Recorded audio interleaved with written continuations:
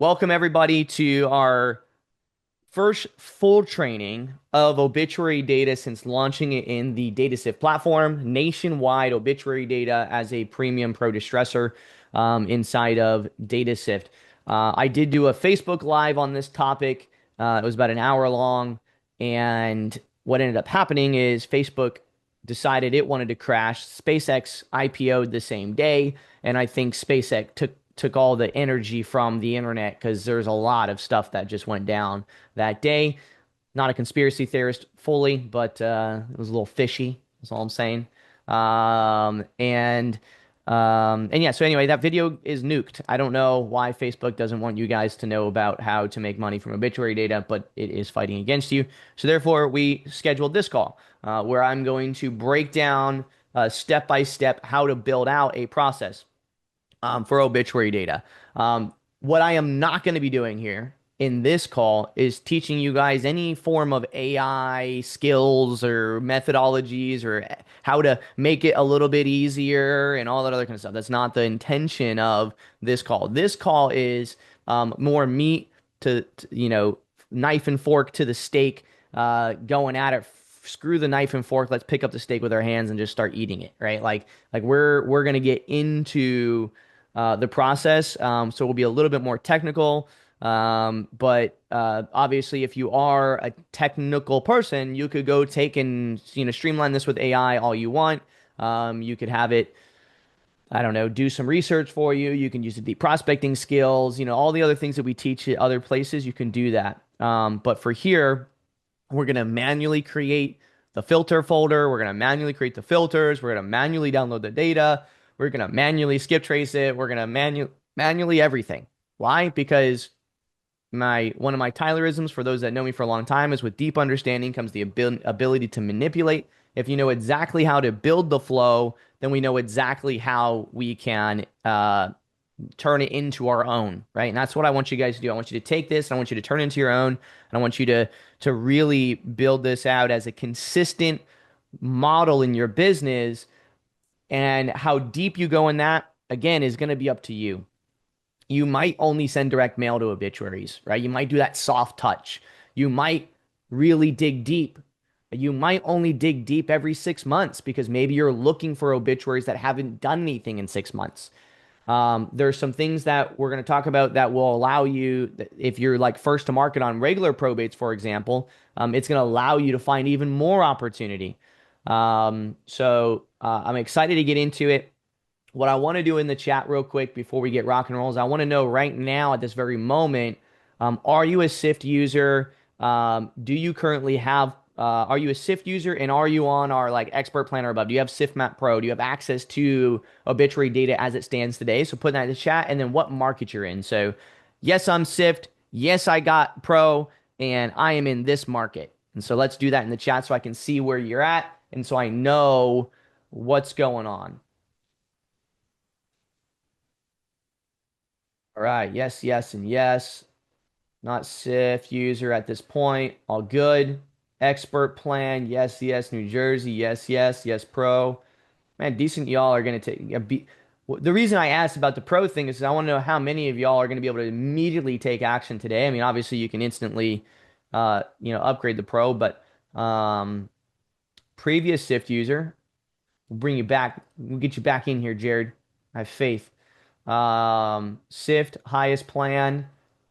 He's like, I'm not even gonna call it AI. I'm just gonna put myself at the top. Nice, Rob. Palm Beach County, a lot of Floridians. Maryland, DC, Michigan, North Carolina. All right. Good deal. Mara's hopping in. Another SIFT user out of Florida. Previous user out of New Jersey. All right. What's up, Mara?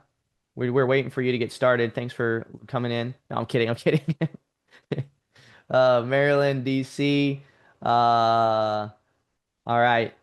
Anybody else want to say where they're from and and if they're a SIF user, put in the chat. Atlanta. I know you're a SIF user. Good deal. Okay. Well, what we'll start off with is basically how to get access to obituary data. We're going to talk about what even is an obituary record and how does it play a role in the overall process of death, if you will, in real estate. And it's important to note that like when we're talking about this kind of data set, there's a balance as investors to understand that it's a high opportunity and then like obviously being insensitive to the fact that someone passed away, right? You kind of have this uh, someone put in the chat like the ambulance chaser kind of methodology. You got to be very careful to not position yourself as a brand to be the person that the local area knows of as that, well, you're just here because someone passed away, right? Like you're here to snake yourself in. You don't want to be weasels, snakes, or any other name that would attest to something that would give you a bad brand. So when we're doing our marketing, we want to make sure that we are coming from a place um, of help, right? A place of I'm here to help you, not to take from you. Really, really important. This is my line that I like to use when I'm marketing the probates, when I'm marketing the obituaries, or any of these types of data sets. We open with, do you have plans with property 123 Main Street, right?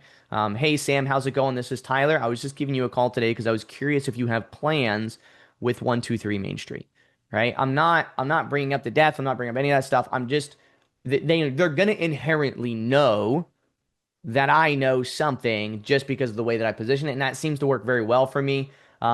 Because we have so many users in here marketing the probate data, I think it'd be very valuable if everyone did put their openers, in the chat. I think it'd be useful for everybody. So if you want, feel free to do that. You can do it now. We can do it later. Just sprinkle it in there. If you're doing an opener to obituary data right now, if you're doing an opener to probate data, what is your opener look like? You can put it in the chat then. I think that'd be useful for everybody to see. But that is mine. Mine is, do you have plans with that property in the future?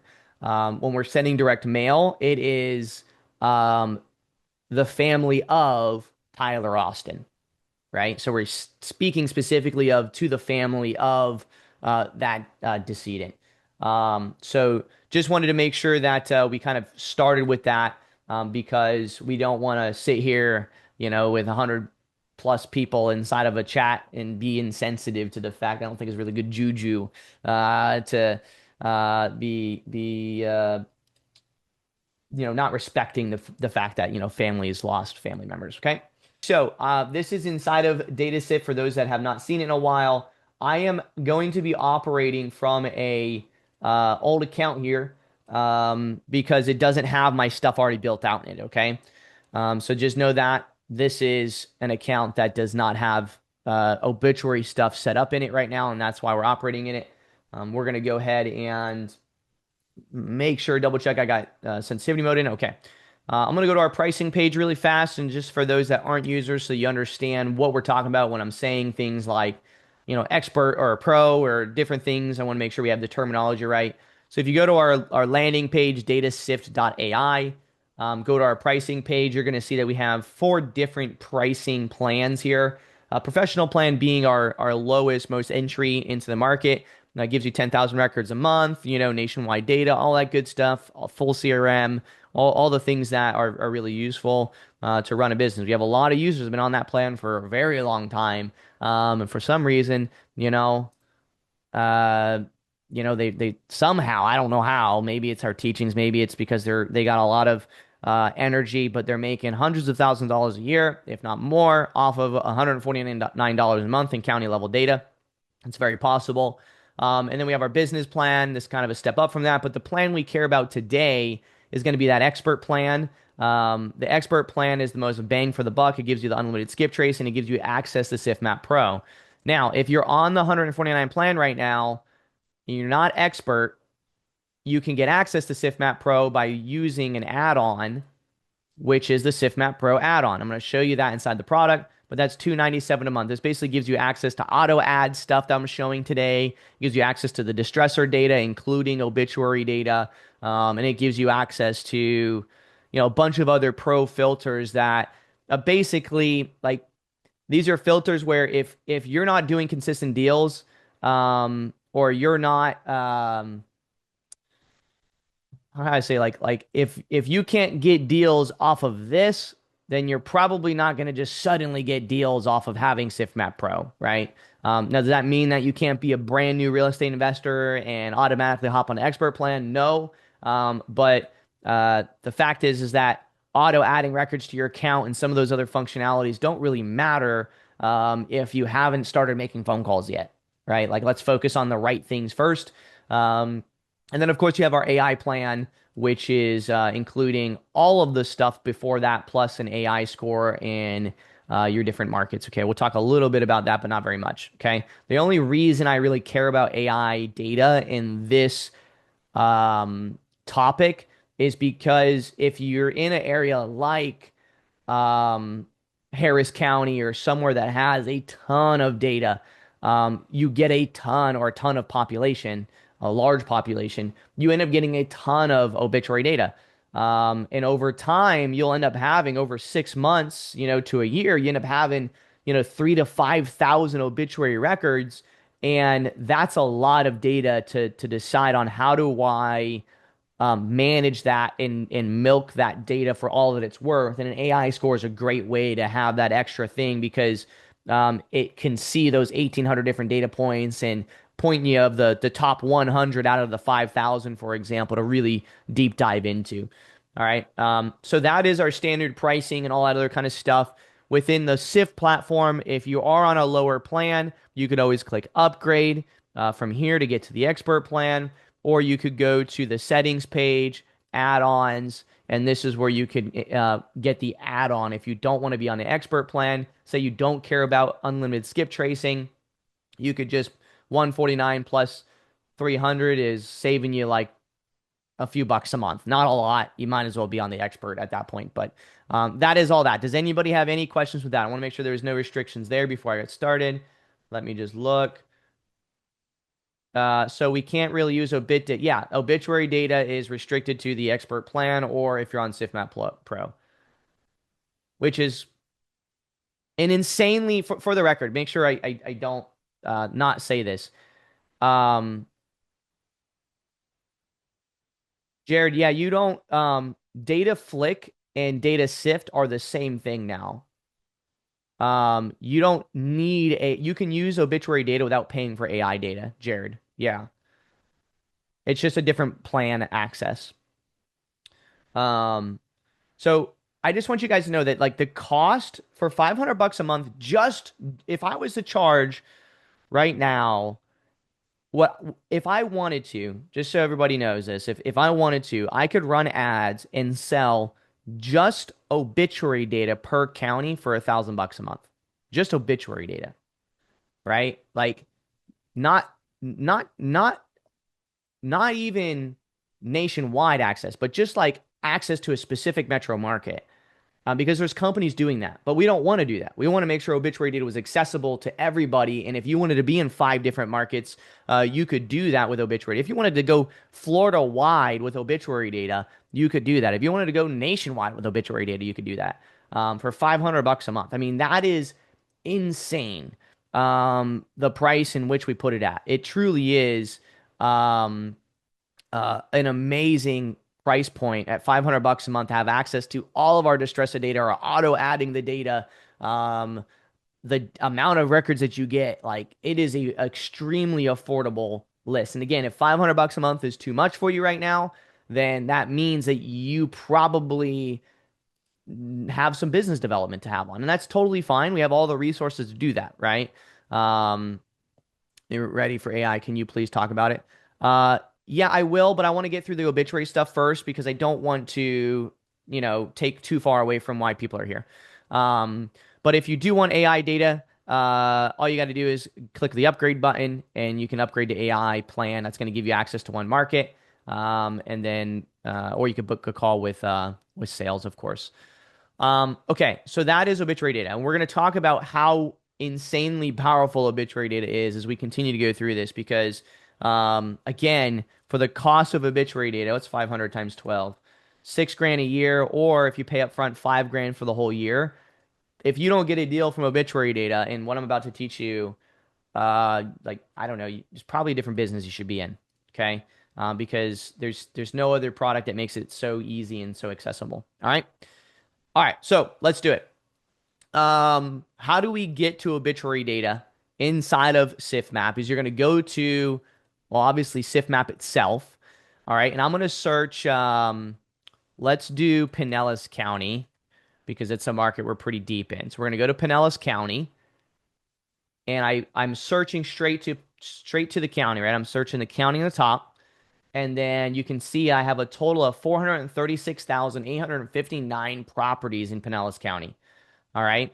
I am going to end up switching over into one of my accounts that I pull first to market data in.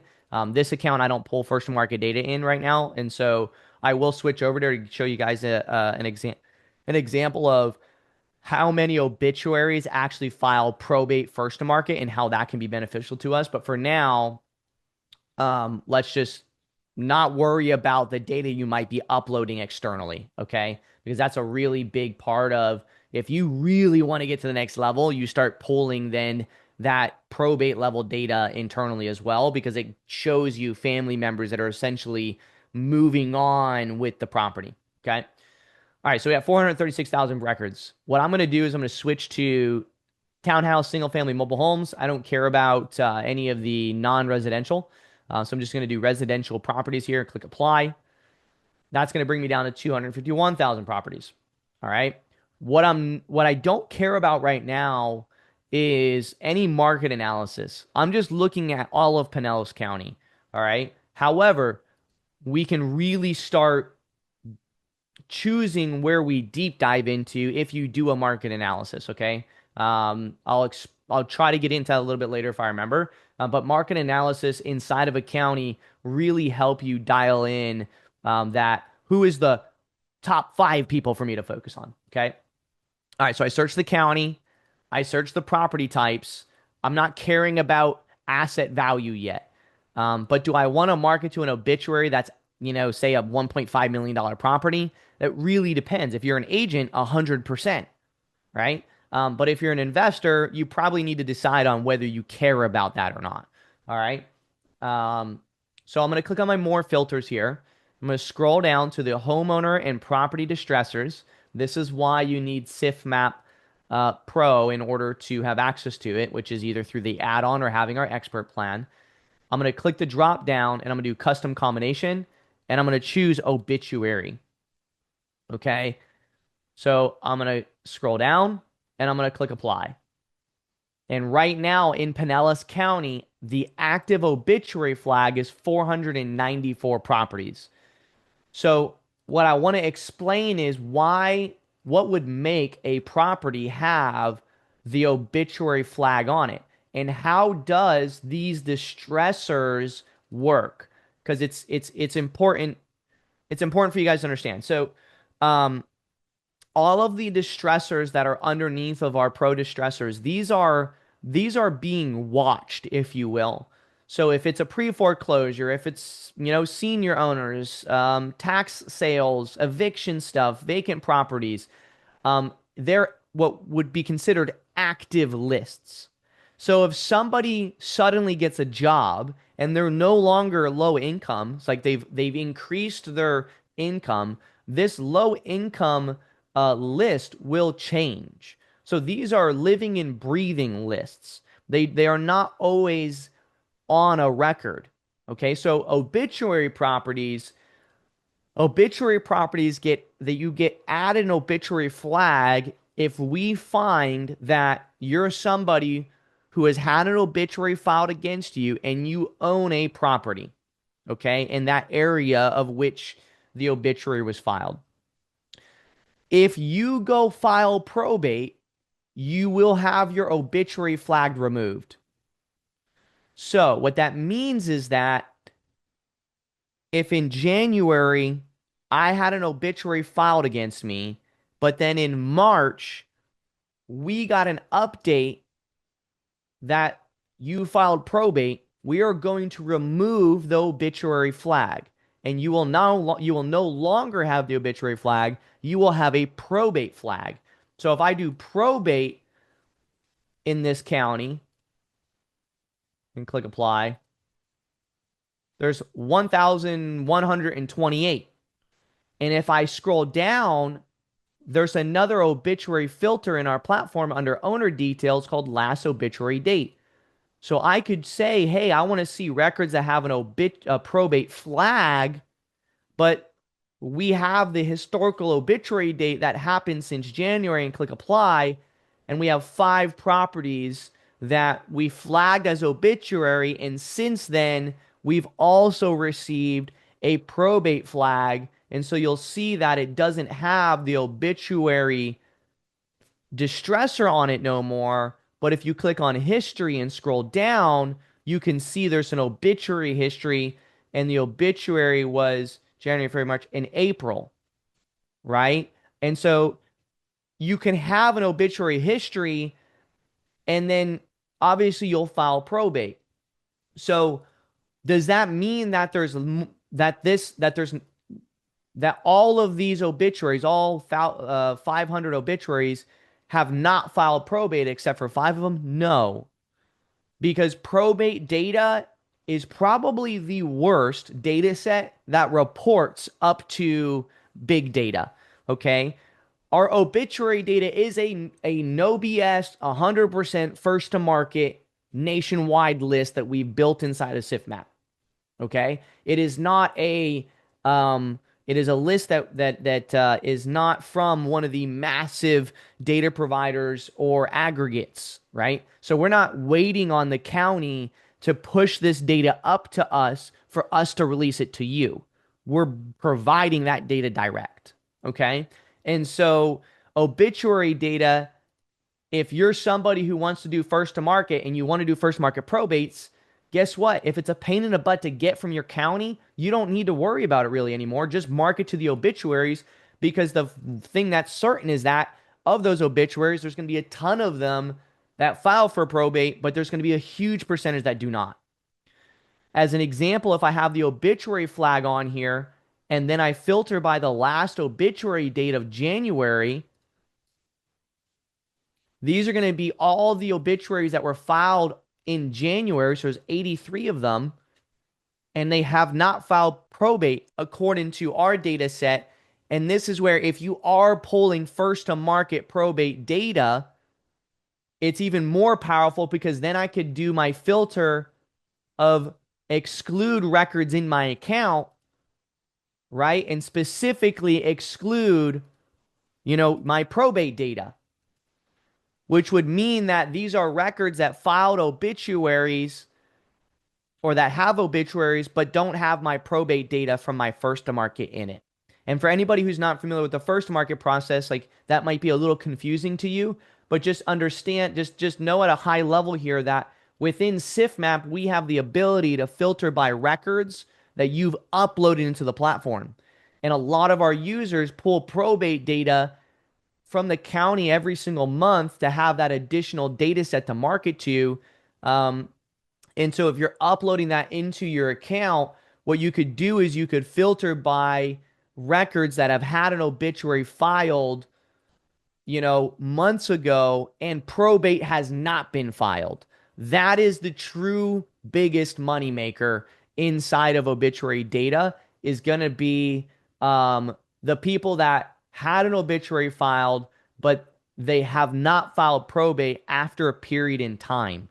Can anybody guess the number one most lucrative list in real estate?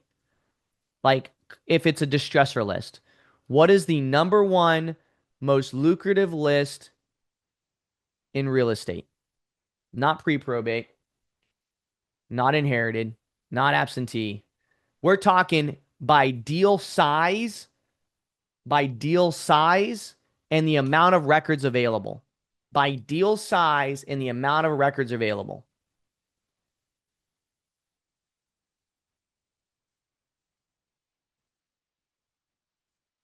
It's the combination tax delinquent and death. It is by far the best list, period, hands down.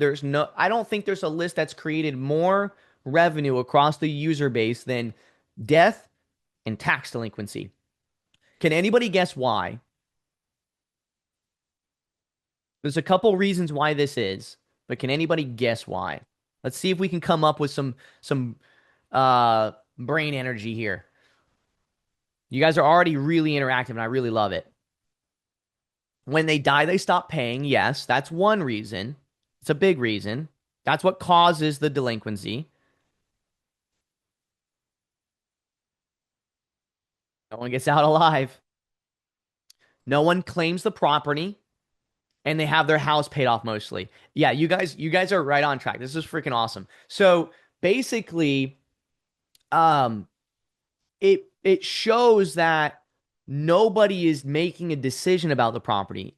And this is a leading indicator that there could be nobody to make a decision, or they're not problem aware yet, right? And now you're in a situation where the property's sitting and the heirs, even if they do become known, the heirs might not have the $5,000 to take care of that problem, plus the money to pay for the probate, and plus the money to repair the property. And so it is a perfect situation where somebody who's smarter with their marketing can get in there and find those people. And with DataSift, we can very easily find those people, and we can come and present the solution. Um, but there's another really big one that someone mentioned in here, and it was Henry, who says paid off houses mostly. Can anybody guess what happens when a property's tax delinquent but it has a mortgage?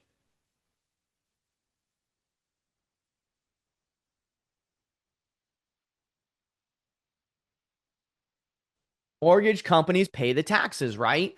And so what it tells us, if it's tax delinquent and it's underneath of an obituary, or it's underneath of heirs of, or it's under an estate of, it tells us that it's most likely doesn't have any sort of lien against it, which is outside of like maybe the county or some other judgment that can't take over the property, right? Whereas the bank is going to try to protect their interest by paying those taxes on behalf of themselves, the same as, yeah, you can call obituary the same as pre-probate, yeah. But the difference is, okay, so let's move on from that. Let's talk about that because I've seen a couple people ask that question. What is the difference between obituary and pre-probate? Because you'll notice that in the data set, if I filter by this, I can do custom combination, and I can say pre-probate, and I can say obituary, and I could say that I wanted to include all of those. So basically, I'm saying I want the record to have both the pre-probate list and the obituary list. But actually, before I do that, let me only show the pre-probate and show how many exist in Pinellas County. And click apply. So in Pinellas County, pre-probate, we have a total of 1,098 in all of Pinellas County. Let's do just our multifamily and stuff. We got 724 pre-probate. Pre-probate, most of the time is going to be a death certificate. Okay? So the order of affairs or the process of death would be most often you have an obituary that's filed, and then in the future, you have a death certificate filed, and then you have a probate filing, and then you have an inherited property. Okay. So what you'll notice is that if I filter by just pre probate, some of these properties are like these ones are already listed, right? And some of these are listed, some of them have sold already, showing recently sold in the last 12 months. Your pre-probate lists, your probate lists, these are okay. I'll answer that too. Pre obituary and inheritance. So pre-probate and probate data, the downfall to it is that again, the updating and receiving updates from the county on these are so much slower than anything else, right? And also with um, deceased records or death certificates specifically, I mean, I have a property we're closing right now. The person's been dead for a year and a half, and the death certificate's not even filed, right? But there was an obituary. Okay. So death certificates are not like a requirement to file at the state. There's only certain situations that would cause a death certificate to ever get filed to begin with. Compared to obituaries, obituaries are very common to be filed all the time, right? Like they're pretty much always going to happen. Um, and there's a few reasons for that. Publishing an obituary is a notice. It's a notice to creditors. It's a notice to family members. Um, it gets it out there to say that this individual obviously is moved on, and so therefore you can come memorialize them, but also the dark secret of it is really that it's so creditors can see that that person passed away. So banks and they're watching for these situations to happen. Medicaid, other companies watch for people to pass away so that they can lay claim because there's an assumption that that property is going to end up selling, right? And so that happens all the time. Death certificates most commonly is what pre-probate is. So if you were to go purchase pre-probate data from a provider other than DataSift, it is, I would say it's a 95% chance that 99% of that data is going to be death certificates that are filed at the county because they are paying for that data set. Okay. Or they're just scraping the county for death certificates. Okay. So that is the difference between pre probate and obituary. An obituary is a filing of a notice of death. Right. So, for example, let's just search one really fast and then I'll explain the difference between obituary and inherited. All right. So let's just search an obituary record. Tax delinquent data, it's not how often do we provide it, it's how often does whatever county push it up. In some locations in Florida, in some counties, it's literally yearly. In others, like in Okaloosa County, I haven't received an update since like 22. And so it's very, very important. And what I would make sure, yeah, it's being recorded. What I would make sure you're doing is, pull that tax delinquent list. I don't care what provider it is. No provider gets tax delinquent data on a regular basis every single year from the county. It doesn't exist. The only way to get it is directly from the county itself. And with Claude now, it just makes so much sense to just bring that data down, get it cleaned up with Claude or AI, and then get it uploaded to your SIFT account so you can manage it in there. Now, does that mean that filtering by our tax delinquent data or any of our distressors isn't useful? No, because and I'll show why with the sold properties in a little bit. Okay, but let me show this real quick. So let's remove this. Let's go obituary. There's so much to talk about. That's why I knew like we're gonna be going over, right? This is gonna be a decent sized call, but that's okay because it's important. So let me zoom out. If we filter by obituaries, just obituary properties inside of the account, you can see, let's just select a random one here. Let's do one that also has a high AI score to narrow us down a bit. Let's do 70 or more AI score and obituary. Here, we'll do this one. Nice. Actually, that's a pretty cool property. Is that an ADU?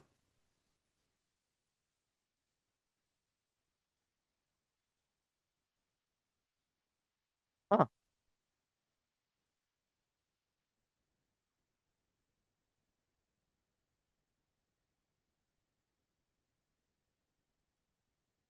This is a pretty freaking sick little find, actually. What is this?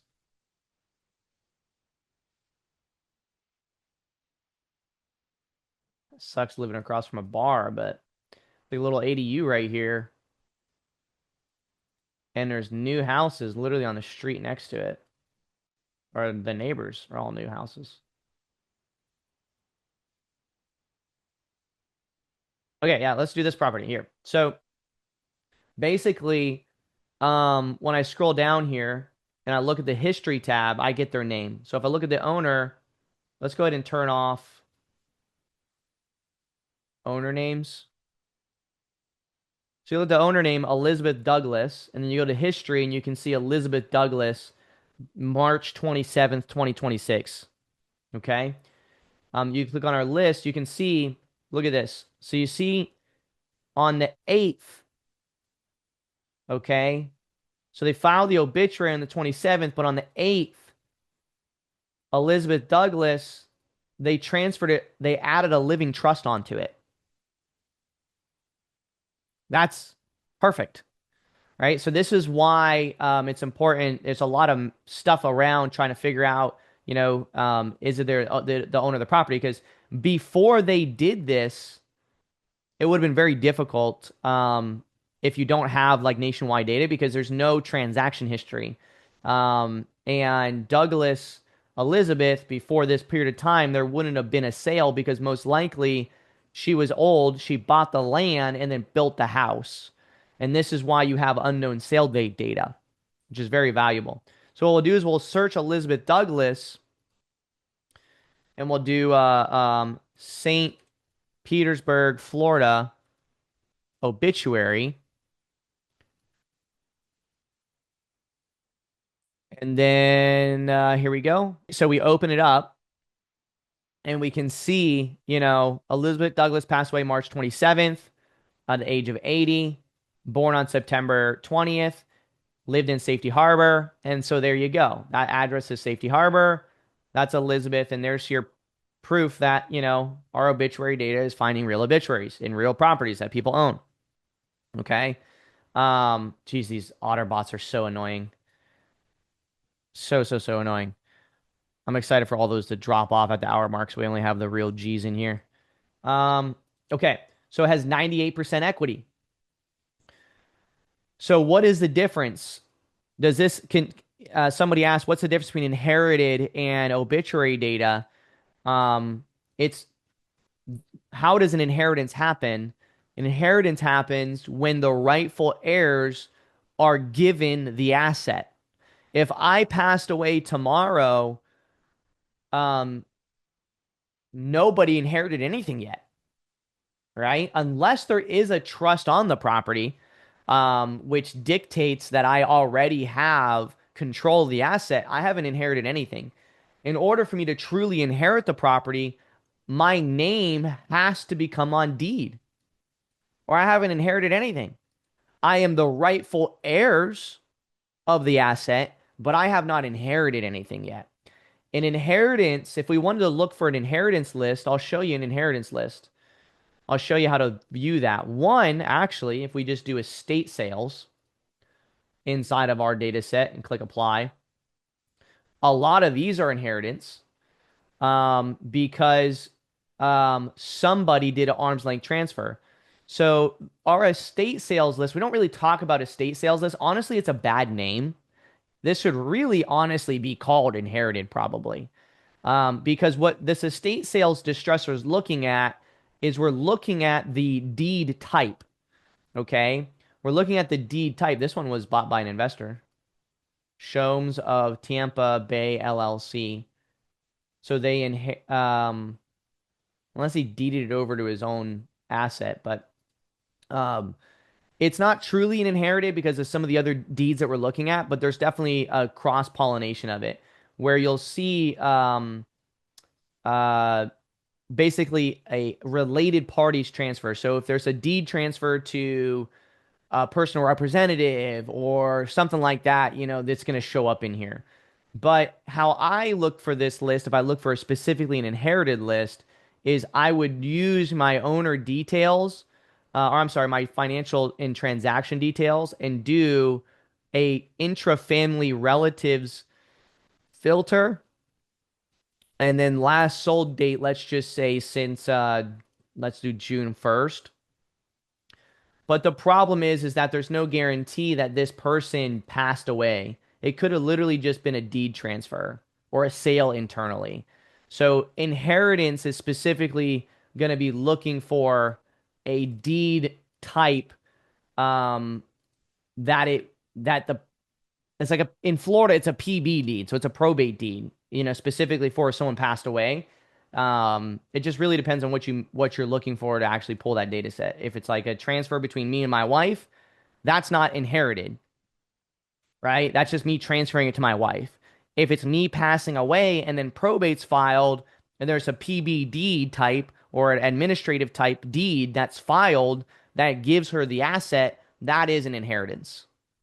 Obituary is a flag that states that somebody passed away.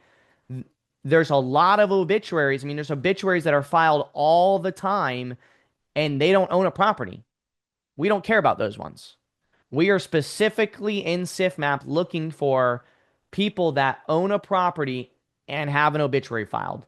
So if I was to look at Hillsborough County, because I have the ability to do this nationwide, I can search Hillsborough, if I could spell Hillsborough County, Florida, and I can filter by obituaries, click apply, and there's 863 in Hillsborough, right? There's a ton of them. So there's a lot of opportunity. Let's do it just single family residences, 740. Let's do with an AI score over 70. I don't have AI score in that market in this account. So 709. I mean, that's a lot. That's basically 100 a month, 110 a month in Hillsborough alone. That's a lot of data to be able to work through and find deals in. Just be like, obituary is the earliest. Yes, obituary is the earliest stage. How far back does the obits go? Right now, we've went back to January of 2026. So every single month, there's more obituaries. 70% of people do not file probate.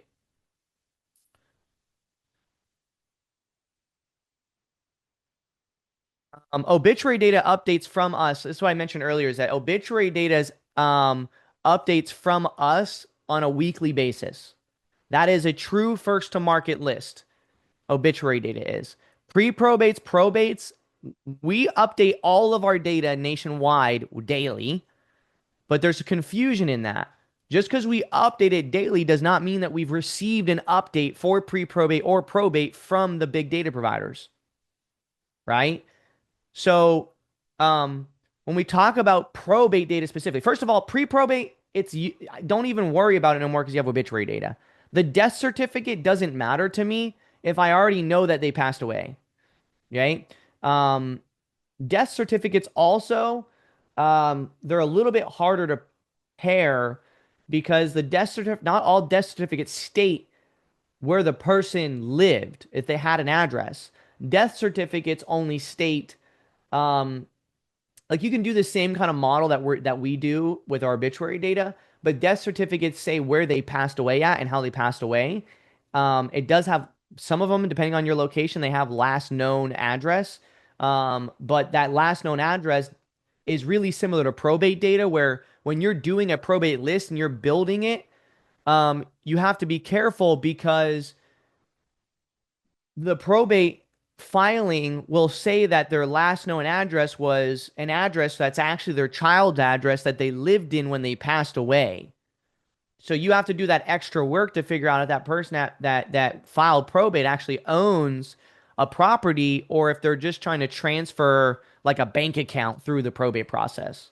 Not every probate is transferring an asset of property, right? I had a specific question. Virginia Beach isn't updating sold data since it looks like the beginning of the year. Will that impact obituary? Um, let's look at Virginia Beach. Virginia Beach. I know that First American, there's some areas that this year First American had issues with sold properties, but it doesn't matter really. The obituary is still getting filed. So we have obituary properties, got 376 of them. Um, and if for whatever reason that property hasn't sold yet, um, I don't think it matters because we're looking at that in the back. I don't. They still would have owned the property. Um, if it would impact, it would impact very insignificantly. This one's tax delinquent and obituary.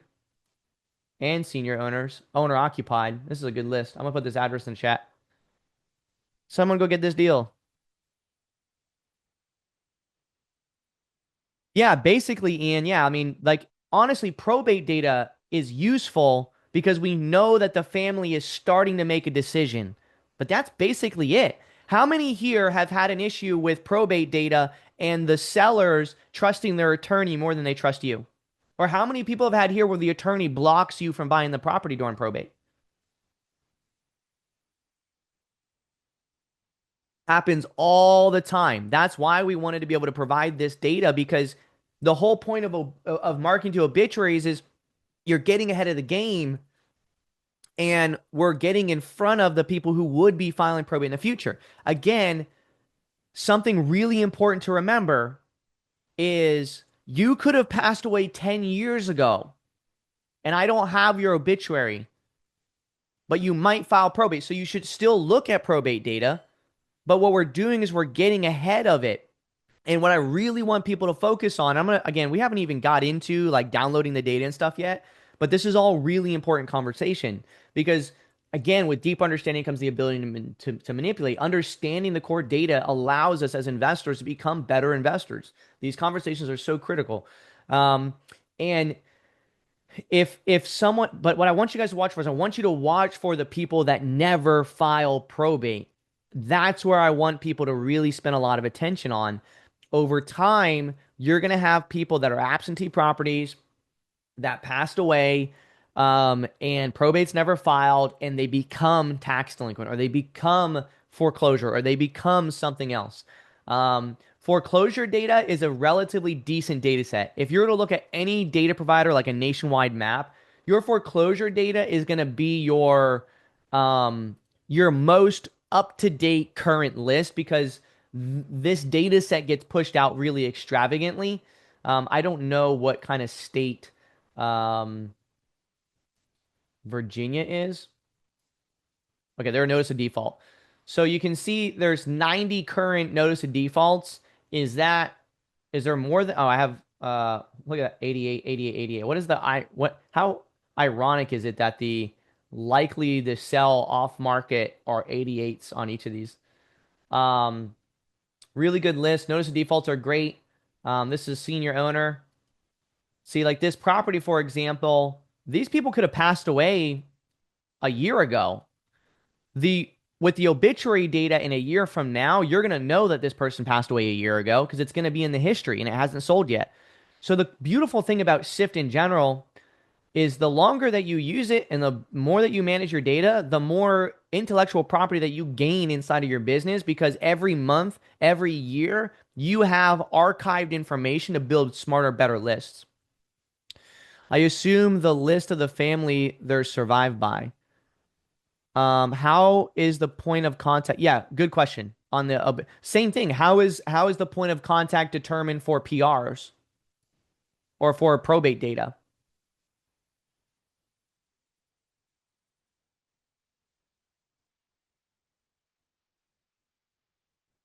right?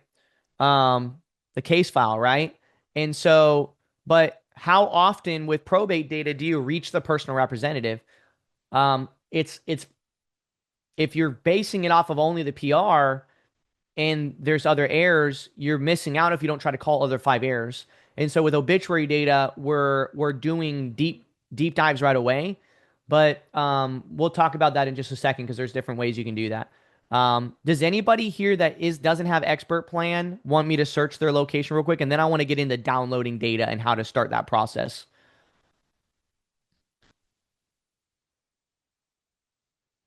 Saint SLC Salt Lake City. So wait, is Salt Lake, is that the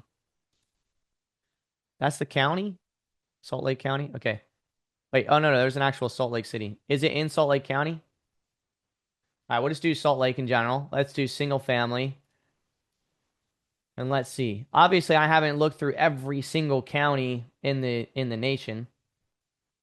So let's see how many we got there. Let's do it this way. Let's do, instead of doing the advanced one, let's just do last obituary date since January. Let's just go back to December actually. 587 in Salt Lake since December, which is a decent chunk if you think about the population there. There's only 300,000 properties, so that's a fair amount. Obviously, the more seniors you have in an area, the more obituaries you're going to have, naturally. 587 though, there is some money in there. Um, so like this is some things you can do is like, okay, I know they have obituaries right now. How many of them were absentee owners and have an obituary? 194. Some of these are already listed. Let's do listed no.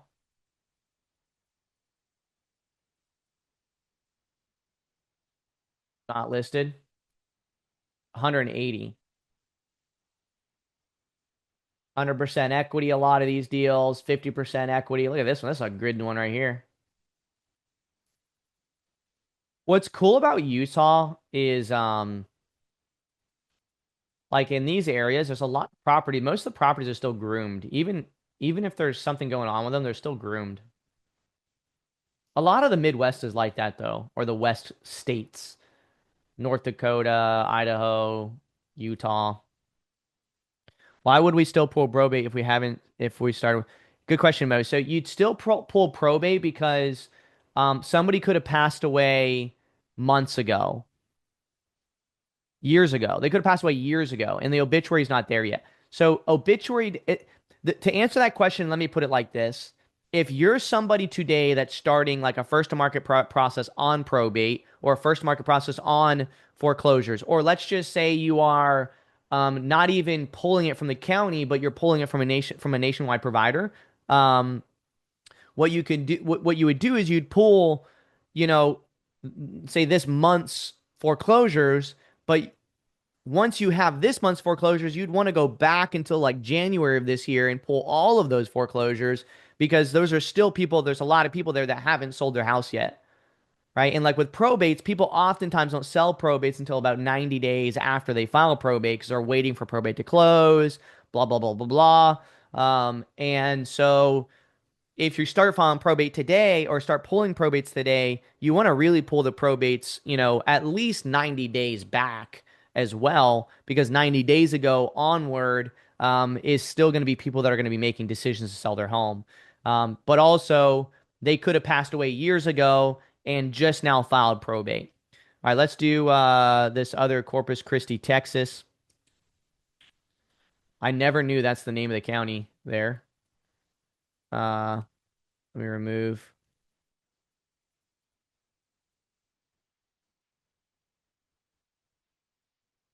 It's a very small area. How many total records are there?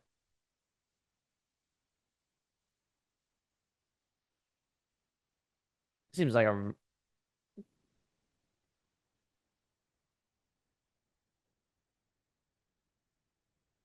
334.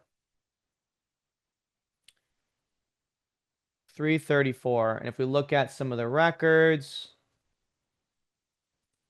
that's a big, big farm field right there. It looks like a flip to me. Looks pretty good. Let's go down in this actual city area here. Oh, yeah. Flips for days. Most of this is high equity data. I'm not seeing anything with low equity. There's a good flip right there. Shoot.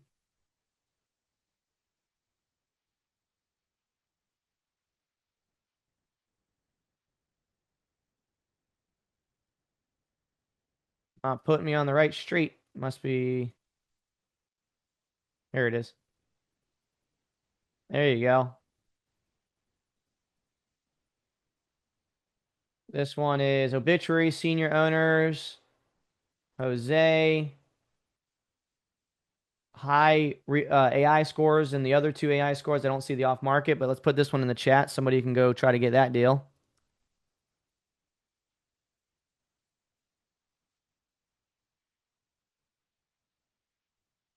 Heck yeah, there you go.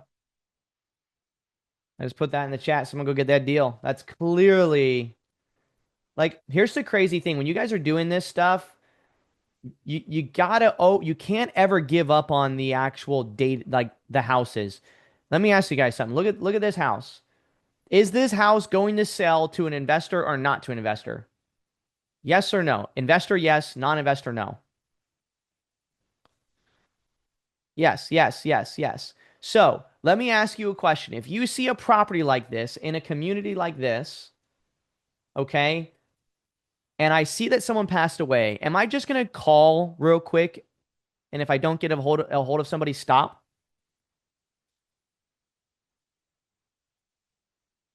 And the house next door, actually. Yeah, you get a two for one. Where so many investors mess up is they'll call this record, they won't get a hold of nobody, and they do nothing about it. They stop. And then it sells to an investor in 4 months from now, and they're like, "Ugh, the process don't work." They start crying about it when literally it's the thing that they had control over. Like control the controllables. What do you have control over? You have control over not giving up, right? Like you can't be like, "Oh, well, I didn't get a hold of nobody, I stopped." If you even if you did get a hold of somebody and they said that they're not interested right now, guess what ends up happening? They stop. Why? Because they're like, oh, the seller said they're not interested. They don't want me. They get all in their feelings, like, oh, they don't want me. So therefore, I'm not going to continue to talk to this person because they won't make me money today. It's like, what do you think's going to happen? This person's going to sell their house, right? Um, okay. So we can see that it's the data works. Let's go ahead and I'm going to go to a market that I'm in. Let's go to Okaloosa County here. Um, so that we can pull some data that's useful to me. Oh, moving all the way over to Okaloosa. Look at this. Now, this record's in my account. See this little bubble here? That means that record's in my account. For those that don't know, that's what this little icon means. I want you guys to know that I have not uploaded data in this account in a long time, like over a year. Notice this was owner occupied. And now it's obituary. The pre-probate's also on it here. AI score is 80 for my AI score folks. And if I look at the address, I mean, that's a flip. Oh, sure, for sure. Okay. So let's look at when this record entered my account, just out of curiosity. It's on my pre-probate deceased list from whenever that death certificate was filed or something. Maybe I downloaded this record during a training or something recently. But if we go to the activity log, let's go to parameter property meta events. This was originally uploaded in my account June 15th of 2023 as a 10 plus year ownership list. So this was just a high equity list that was uploaded in my account from 2023. Just in January, it would have popped up as an obituary list for me. Okay. Now, what I want you to notice is that um, he has deeded it over to Christie. See that? A month later, it was deeded over to Christie. Now, how does that happen if probate wasn't filed? So the question is, was probate filed? Was it not filed? Probate typically takes more than a month to do, you know? It wasn't in a trust that we can see. So can anybody guess what ends up happening when people pass away? What do some people do when they're not supposed to do? Someone asked it earlier. What's the difference between obituary and inheritance?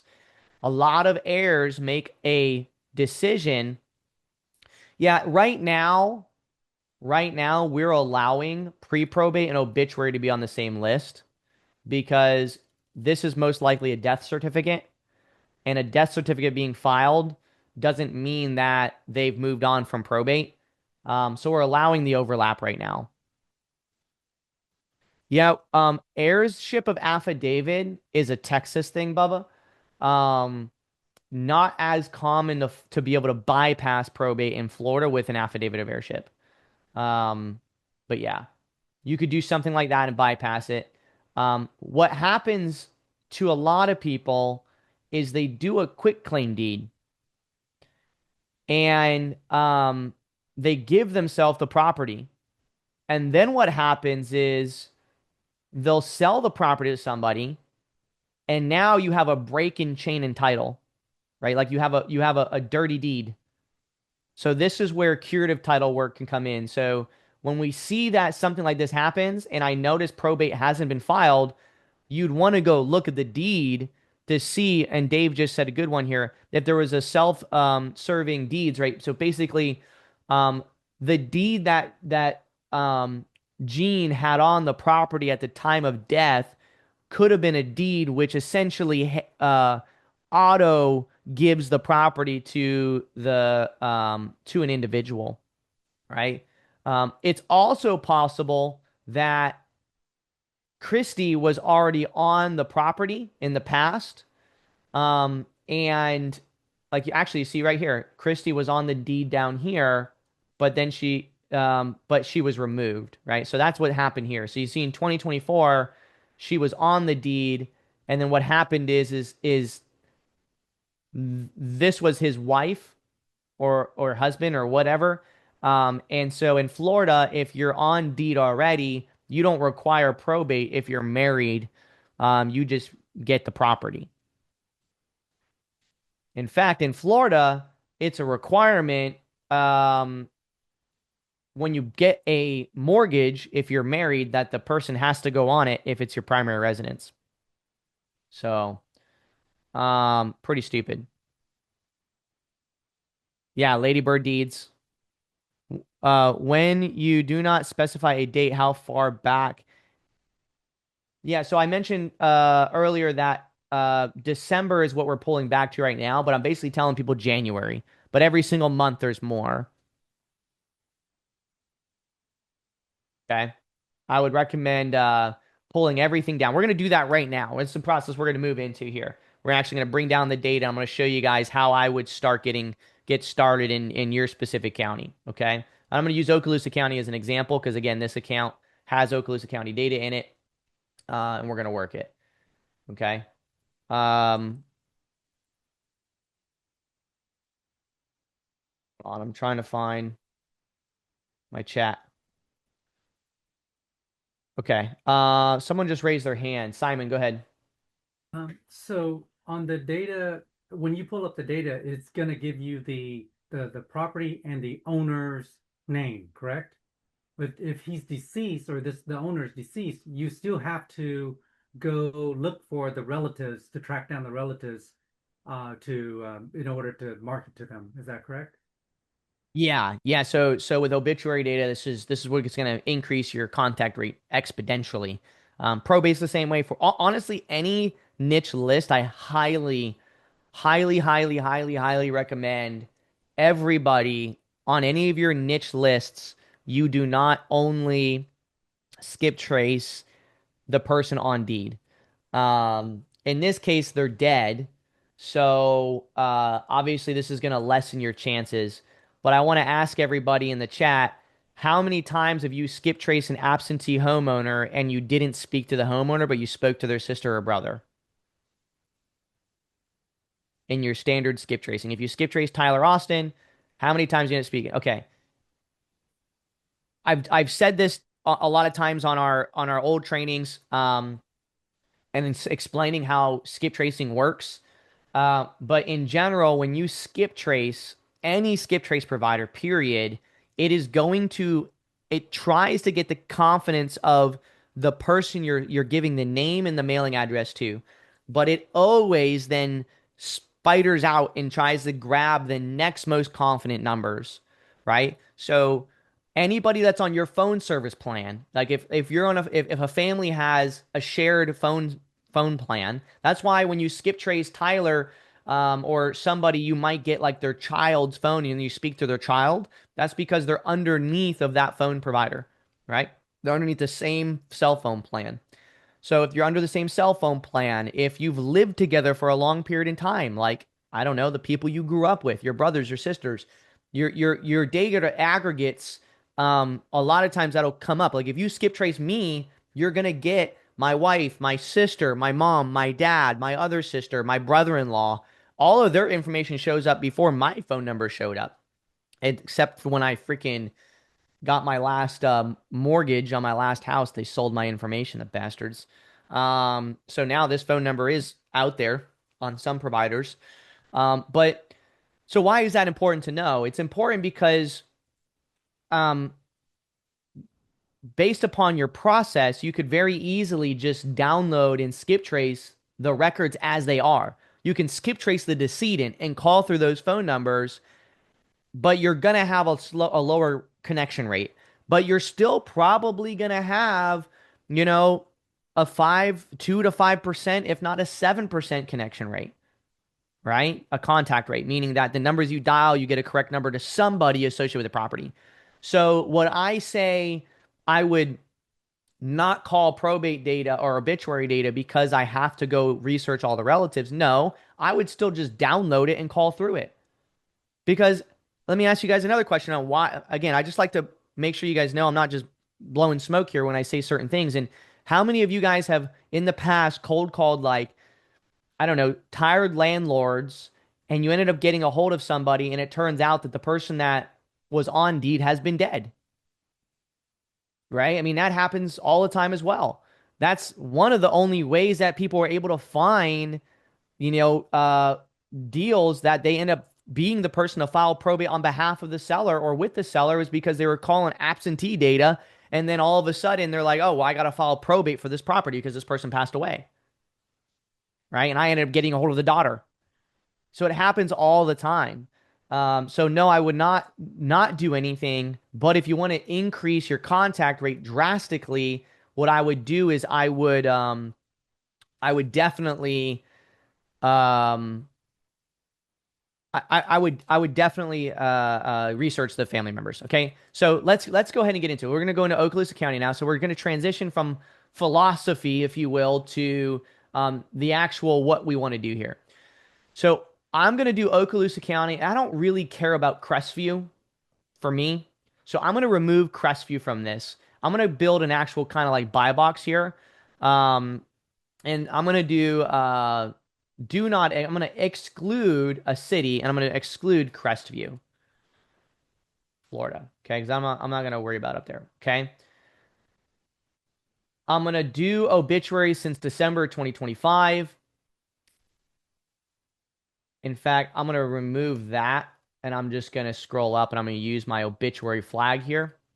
So I'm gonna do custom combinations, include obituary. All right, and then I'm going to do not listed. So MLS status, not listed. Obituary data, click apply.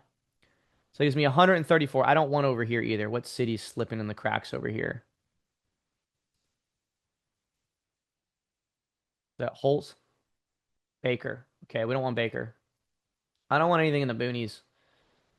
So we're going to say exclude Baker.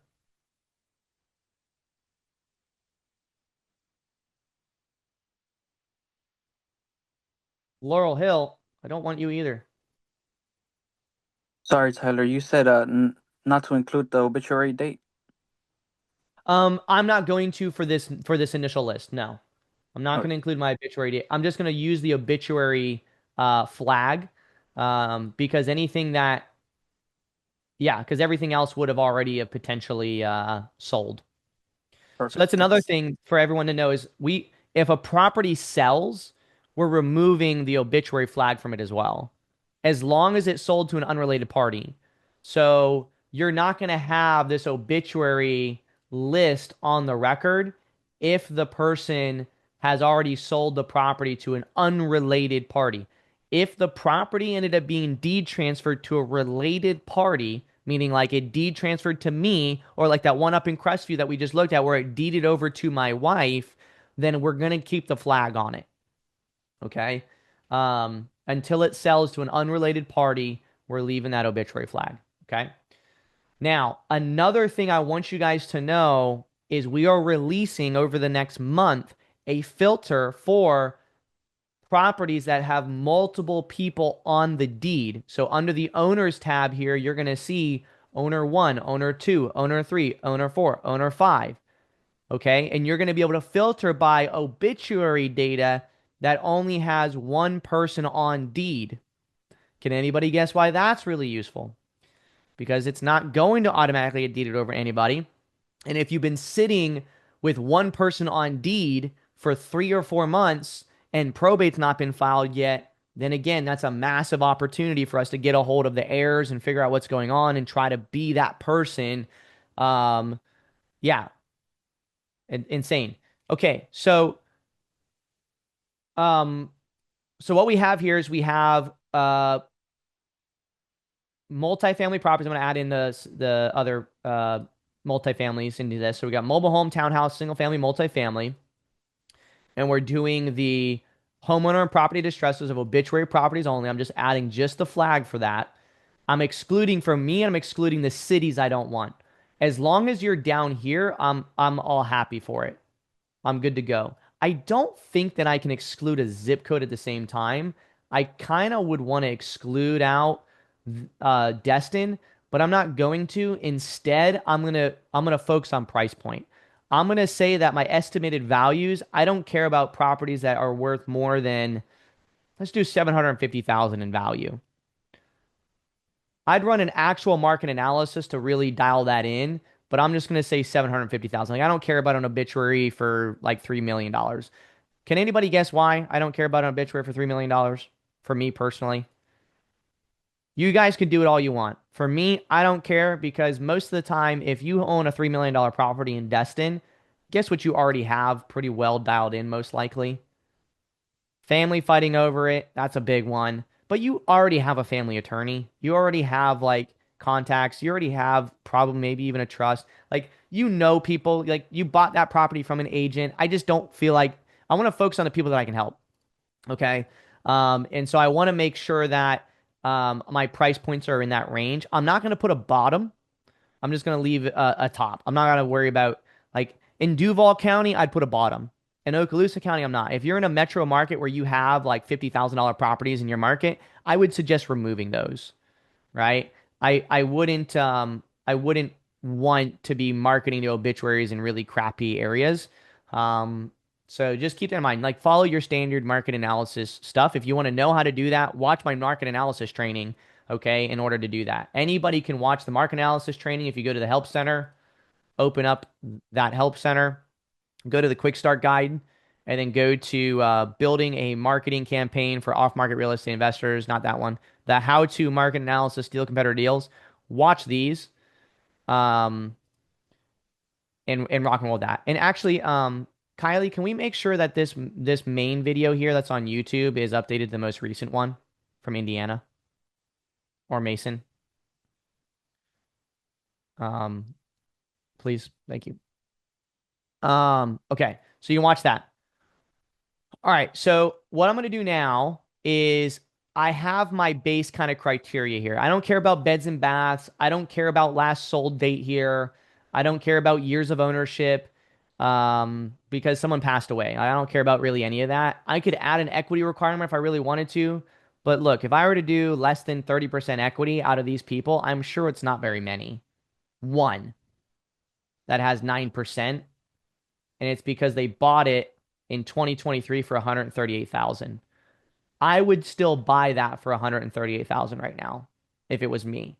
Um, because I can rent that for 15 or 1700 bucks a month, right? And most likely was already remodeled if it sold that recently. Like this person died June 6th.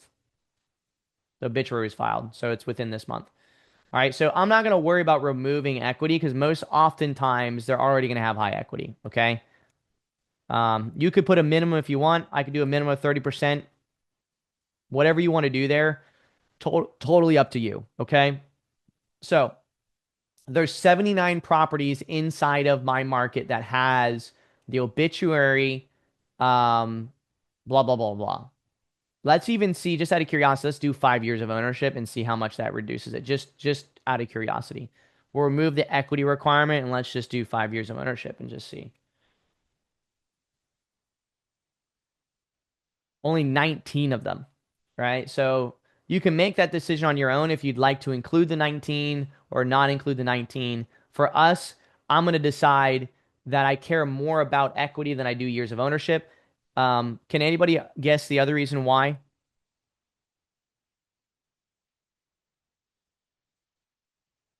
Can anybody guess the other reason why you do not want to add a years of ownership or an equity percentage?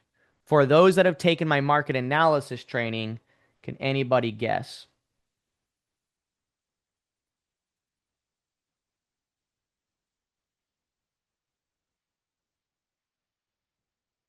Unknown last sale date, Henry. There you go.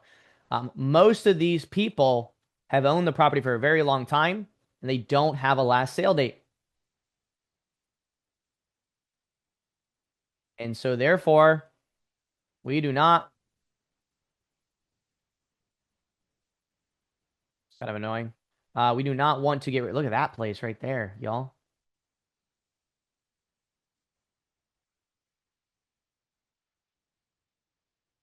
Okay, we do not want to worry about uh, that information. We'd be removing unknown sale date. We'd be removing unknown equity. Okay, so my recommendation is just keep it open. If they're dead, we're gonna market to them. Okay, zoom out a little bit. Get our full view here. All right. So we have all of Okaloosa County outside of the cities I don't care about in the north, and my maximum of 750,000 in value with the obituary flag. That's my list right here. Okay. What I'm gonna do now, and not listed. I don't care if they're listed. I'm gonna select all of these properties.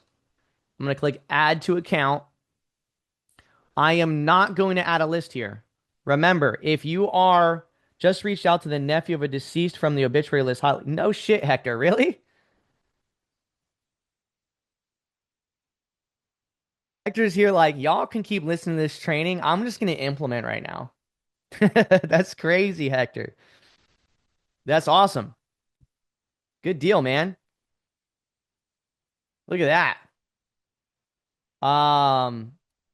That makes me want to start making phone calls. Okay, so remember that when we download data from SIFMap, depending on your plan, okay, it's going to automatically add system lists to the record. Okay. So if we open up this record and I click on lists, when I download this record, it's going to add an obituary list to it. It's going to add a senior list to it. It's going to add a free and clear list to it. And it's going to add an owner occupied list to it. If I was not on the if I wasn't on the pro plan, it would only add free and clear and owner occupied. You can still add a custom list if you want to, but there's no need to do so. Okay. Because it's already going to be added. All right. Now, I am going to add a tag, and I'm just going to say new obituary or new obit just for the sake of this training. And I'm going to go ahead and toggle the auto add. What this means is that next week, when we go to update our obituary data, if there's another 10 obituaries, it's going to automatically download them to my account. Okay? Let me repeat that. If next week we go to download obituary data and or we upload obituary data and I have my auto add on there, it's going to automatically download it. Okay. I am also going to do the do not replace owners, and I'm going to toggle that off here because my data has been in here for a long time and I want to make sure it's all up to date. So whoever's on deed right now will update the property in my account. It will replace the owner. So it says do not replace owner of existing properties. If I already have that owner in my account, because my account, I have data from 2023 in there, I want to make sure that whoever's on deed right now is being updated. Whatever mailing address is on the record right now is being updated at the same time as I download this data. Okay?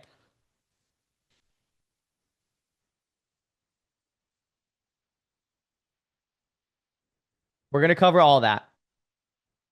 Newly uploaded versus old stuff. That's all easy. Um, Part of it's your marketing flow, and part of it's, some filters that you could look at. We'll propose to add obituaries and probates on our buy box, but if I do that, will it limit the data to that, or will probate slash obituary? You can't have probate and obituary in the same. You can download each one separately, but you wouldn't be able to download them at the same time because they would conflict with each other. Get included on the top of the data pulled by the buy box. You could create as many buy boxes and whatever buy boxes you want and have it automatically download to your account, and filter by it and mark it to it however you want. Um, you're speaking, Land Keller, as if potentially maybe you're a prior AI data customer. You're using the buy box phrasing as if it was like creating a buy box and receiving like an AI list is what it kind of sounds like to me. Um, that the new way of doing things within this whole new ecosystem is that you can create as many buy box nationwide as you want. Your AI scores are only available in the counties you're paying for. Other than that, you can download this data, create as many buy boxes, save them as filter presets like I'm about to do, and everything. Yeah, so the do not replace owners of existing, I'm toggling this. If I have it on, it means that I don't want the owners. If I already have that record in my account, like over here, you can see this Hudson. If you can see it, I got that record in my account already. I don't know what the owner is in my account right now. It could have been, um, you know, if it was from 2022, maybe the name I have is somebody different. Maybe it's the husband that I have, and the wife is the one that had a deed transfer or something. I want to update that data. So what I'm doing is I'm replacing whatever owner is currently in SIFT that I'm downloading. I'm replacing that owner with the ones that are inside of my records page. Now, you guys, if you're pulling first to market probates today and you've been doing that since January, you may want to be careful with this because you already potentially have the personal representative up there, and you wouldn't want that being swapped out with whoever's on the deed. So you might want to leave this off for that case. I'm only toggling this off in this example because I have records in here since 2023, and I have not been pulling first to market data probates in this account. And so I know that there's probably records that need to have the owners updated to whoever is on the deed of these properties right now. Does that make sense, Jeff? I would say 90% of the time you're going to keep this toggled on because you don't want to mess up if you have obituary data, probate data, um, already in there. So I'm going to click add to my account, and I'm going to do this a second time. I'm going to be deleting this, and I'm going to do this a second time so you guys can see this in two different ways. Okay. But I'm going to do add properties to account. Once I did that, because I toggled that toggle, you notice it said filter saved. Now what I'm going to do is I'm going to go to my presets, and you can see that filter there. I'm going to click configure, and I'm going to rename this obituary, and then click confirm. And so now this is going to automatically, because it's auto add is toggled, if I click on this filter, whatever this filter criteria is, next week, if this goes up to, it's going to go down and it's going to go up. But any new records, right?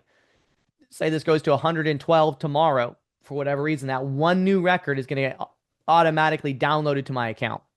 Okay. Now, what I can do in another way, I'm just going to edit my filter real quick, just so I can save another one and show you guys another way how to create the auto ad. If I click save filters here, I can name it this way too and call this obituary Okaloosa. And then I could not toggle auto add. I just click confirm. At that point, I've just created a filter preset, right, for obituary Okaloosa. That's all I've done. And what I can do is I can go to my configure and I can always enable auto add from there. And then I can edit that and I can, say, hey, I want you to add that obit, tag to it or whatever I want to do. Okay. If one gets removed from obit data, will it get auto removed from that list too? From your let me delete this filter real quick. Um, if the obituary flag is removed from this, yes, this will go down, but the data's already been downloaded to your account, right? And so that's fine. It doesn't change the fact that an obituary didn't happen, but we're not going to remove the obituary list from your record inside the records page because a bit already happened. But from your live filter inside of SIF map, yeah, if if this property files probate, this obituary flag is going to be removed. And now, if you have a filter looking for just probates, it'll end up downloading and auto adding probates if you have that created, right? To clarify, will the obit distress flag be removed? No, no, it won't be removed from your records page. And we don't really want to do that either because it still is an obituary, and you might not have contacted them yet. You don't want to remove it from your records page. Okay.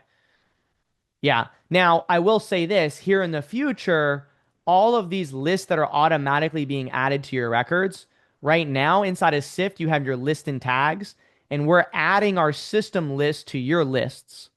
Here in the future, this list and tags will be renamed custom lists and tags, and the only list that will be added here will be your custom list, whatever you want to name it. And then we're going to have our system lists. And so when you download data from SIFMap, all of our system lists that we automatically add, like the obituary one, will get added to the system list. And those ones will auto update no different than SIFMap. Okay. So if you wanted a custom list, you would add it at that time. If you wanted it to have like where it would never leave, because the only time these lists are removed is if you remove them, right? But the system list will update and be removed as part of our auto updating functionality on the records page that we're releasing. Um, so it's a little bit advanced topic right there, but can you omit zip codes that, yes, you can. So if I wanted to, I could go to Okaloosa County and instead of doing the um, cities, I could have said, hey, I don't want properties in like 32548. Oops, that's a city still. I could say exclude 32548. I could only include those. I could search instead of searching that, I could just do 32547. I could just put my favorite ones here, 32548.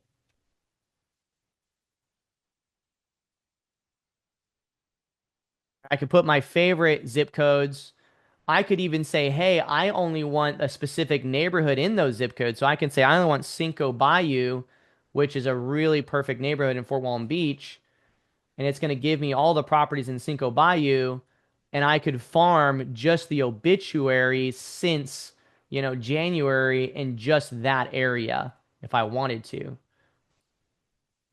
Let's see if there is any. We got a few actually. Oh, 315 Elliott. Oh, hey, this is the one that I lost. This is the one that another investor got ahead of it. You can see AI score was 69, off market AI score. It's on the obituary list, but right now, um, this has probate being filed on it. A probate was filed on this property as of March or June 1st. June 1st, probate was filed. But the obituary, I might as well use this to show you guys here. Let me do this. Let me download this. Well, it's already in my account, actually. So if I go to the additional info and then filter by owner info, you can see we download the obituary date here. So the obituary was in March 17th, and the family filed probate in June. And Al told me that they do have it under contract with someone to buy right now. So So if SIF map filtering for bits and I'm manually uploading first to market probates, I would just filter by my tag to see which ones have initiated probate and have an obituary. Exactly, Kyle. So if it's already in your account, what you'd want to do is you could filter by here. Let me go into one of my other accounts real quick. I'll show this example. And then what we still need to cover is how do we create the filters in your records page to follow these flows and all this other stuff. So we still got more to cover. This is going to be like a 2.5 hours to 3 hours. So for those that want to stick along with it, it's probably the one of the most revenue producing 3 hours that you could possibly have. So don't feel shy to stick around unless you got something really important to focus on. So if I go to SIF map and I go to Pinellas County,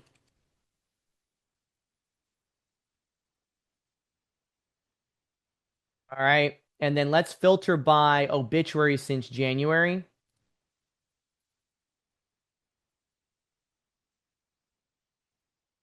Yeah, 520. Okay. Now let me filter by only records in my account that are on the probate list. Okay. So this means that we've pulled probate in first to market, and I can even say it has to include the tag FTM. In fact, let's remove probate and say it has to have the tag FTM because every data that we upload, we add an FTM tag. So let's click apply. 30 of them. So that means that, and you can see it does have a pre-probate on it, and this one does have a probate one, you see, but oftentimes it takes a lot longer for probate to hit the nationwide data. Ooh, this is a good one. This one's got pre-foreclosure, final judgment, bankruptcy, HOA lien, and obituary on it.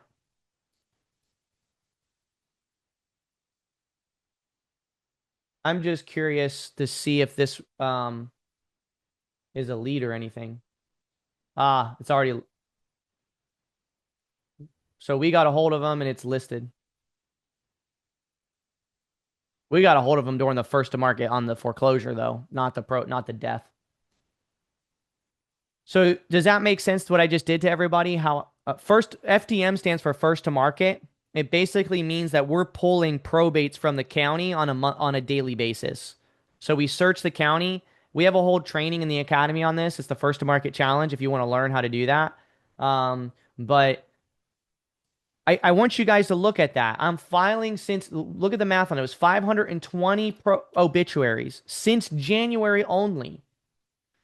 30 of them filed. Remember what I said earlier? Only 5% over the last 6 months have filed probate. If they filed probate, we would know because we're literally pulling probates every single day from the county. So in a 6 month period in time, only, let's even round it, 6% of the obituaries of the decedents filed probate. Now, some of that can be because maybe they're already owned by, maybe there's a spouse involved, or maybe there was a trust or things like that. But still very important to know that, like, how you see how much opportunities inside this data set. It's insane. There's so much opportunity here to get ahead of the game and be the decision maker and help these people file probate. How do you pull probates straight from the county? And it's a whole training. I can't get into that now, but you go to your county clerk of courts, you filter by probates. No, if you're trying to like only do the first to market stuff and only the first to market training, I would recommend the original, the most recent recording for the first to market challenge. It's only about that topic. And then if you decide that you want to start adding more AI to your business and streamlining, you know, uh, processes outside of just the first to market, then the 5 day deal flow challenge. Um, would be a good second to take there. But the first to market challenge is solely dedicated to that, and it doesn't add AI to the components. It's very manual going in there. It's covered a little bit in the 5 day deal flow challenge, but only for maybe like an hour and a half or so on one of the days on how to pull the data from the county manually. It's not in extreme detail. But I will say that the original first to market challenge, we've launched features since then. We don't really talk about those features in the 5-day deal flow either, but there's like custom fields now. So like your case numbers you can upload to there. There's a lot of other things that you could do with other features. Like, for example, instead of creating a Google sheet, you could always just search your first to market data here and process every record manually through your through here. So there's a lot of small things that you can enhance. Um, um, okay, so let's get to the flow here. So what I'm going to do is underneath my records page, I'm going to create a folder. So I'm going to click load and I'm going to click on create new folder. Actually, let me do this in my right account. Let me close this out. From the records page, we're going to go to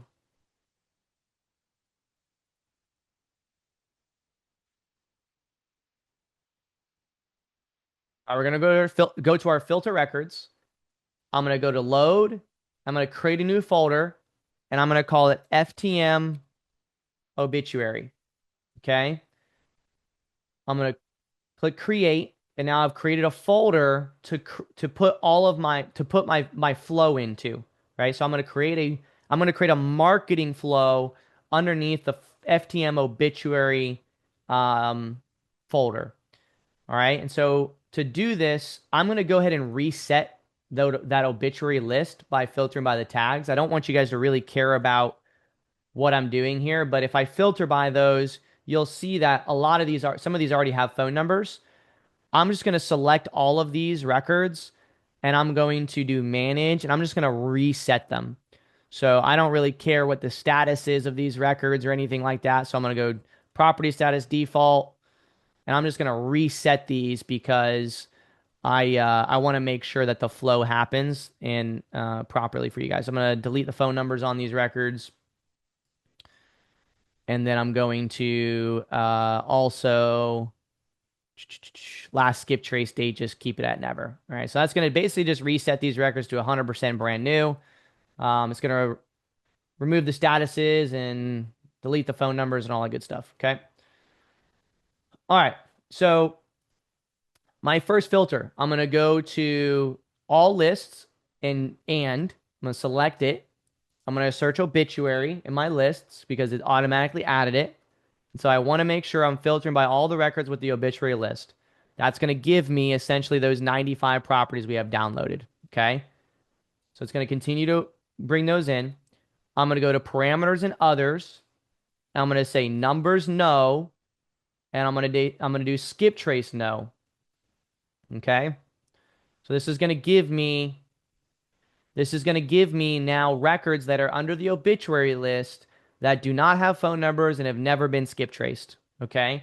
And I'm going to go one by one and I'm going to process these records manually for the skip tracing of the data. Okay. And then I'll also skip trace them in SIFT, but I'm going to process them manually otherwise. And there's a couple of different ways we can do that. For now, I'm going to show a very manual way, but there's other ways that we can, try to increase our accuracy and our connection rate, okay, which I'll talk about. So obituary data, numbers no, skip trace no. I'm gonna add another filter here and I'm gonna search status. I'm gonna look for my property status and I'm just gonna say do not include anything with a property status already. So I'm basically saying I only want brand new obituaries that are new to my account. They've never been skip traced, they're new. All right, I'm gonna click save new, and I'm gonna put those underneath of that first to market obituary. Okay, and I'm gonna name this um, ready to skip obits. Okay, something like that. You name it whatever you want, really, but that's what I'm gonna call it. I'm gonna click save, and if I click apply in my account, there's our 95 brand new ones that we just received. Okay, so the next thing I'm going to do is I'm going to essentially remove, I'm going to keep this parameter as others, but I'm going to change this to yes. I'm going to remove the skip trace no and just put it to default. So as long as it has phone numbers, then I'm happy. As long as it has phone numbers and it doesn't have a property status, I want to see these records. Um, and I want the call attempts to be equal to 0. Okay, and I'm going to click Save New. I'm going to put this under the first to market folder for obituaries, and I'm going to call this one Ready to Call Obits. Okay, I'm going to click Save. All right, now I'm gonna be showing you guys like again the minimum flow here. There's some other advanced things we can do in terms of like adding some tags and watching for some tags, like if we're gonna do deep dives and things like that. I'm not worried about that right now. All I care about is making sure that once I get phone numbers for records, I know which ones need to be called. Okay, this is a standard niche sequential flow that I'm showing you guys. So I'm creating a flow right now to do manual call, text, voicemails against these obituaries. It's a very basic, standard niche sequential flow that I'm showing you. Okay. I'm going to go ahead and add some numbers to these to get these at the top. So I'm going to do a 0 on this one. I'm going to put a 1 on this one, just so it keeps our flow how we want.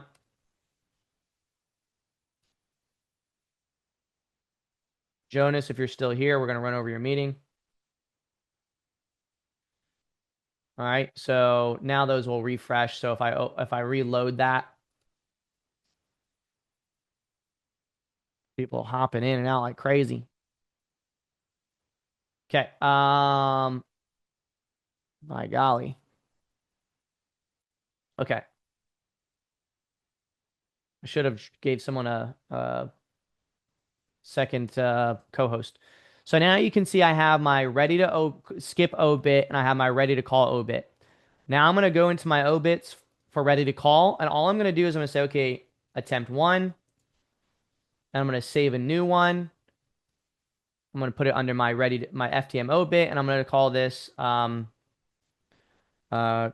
attempt 1 obit.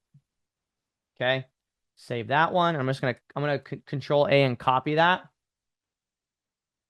and then I'm gonna do this for 2. Save new.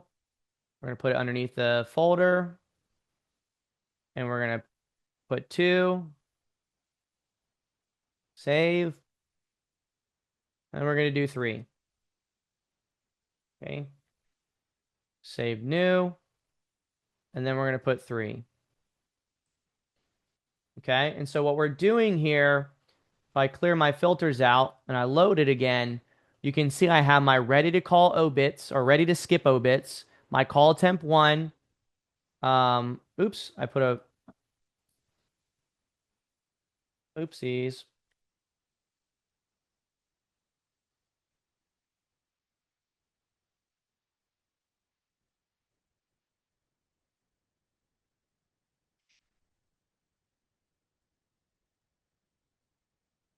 I have to fix my mistake.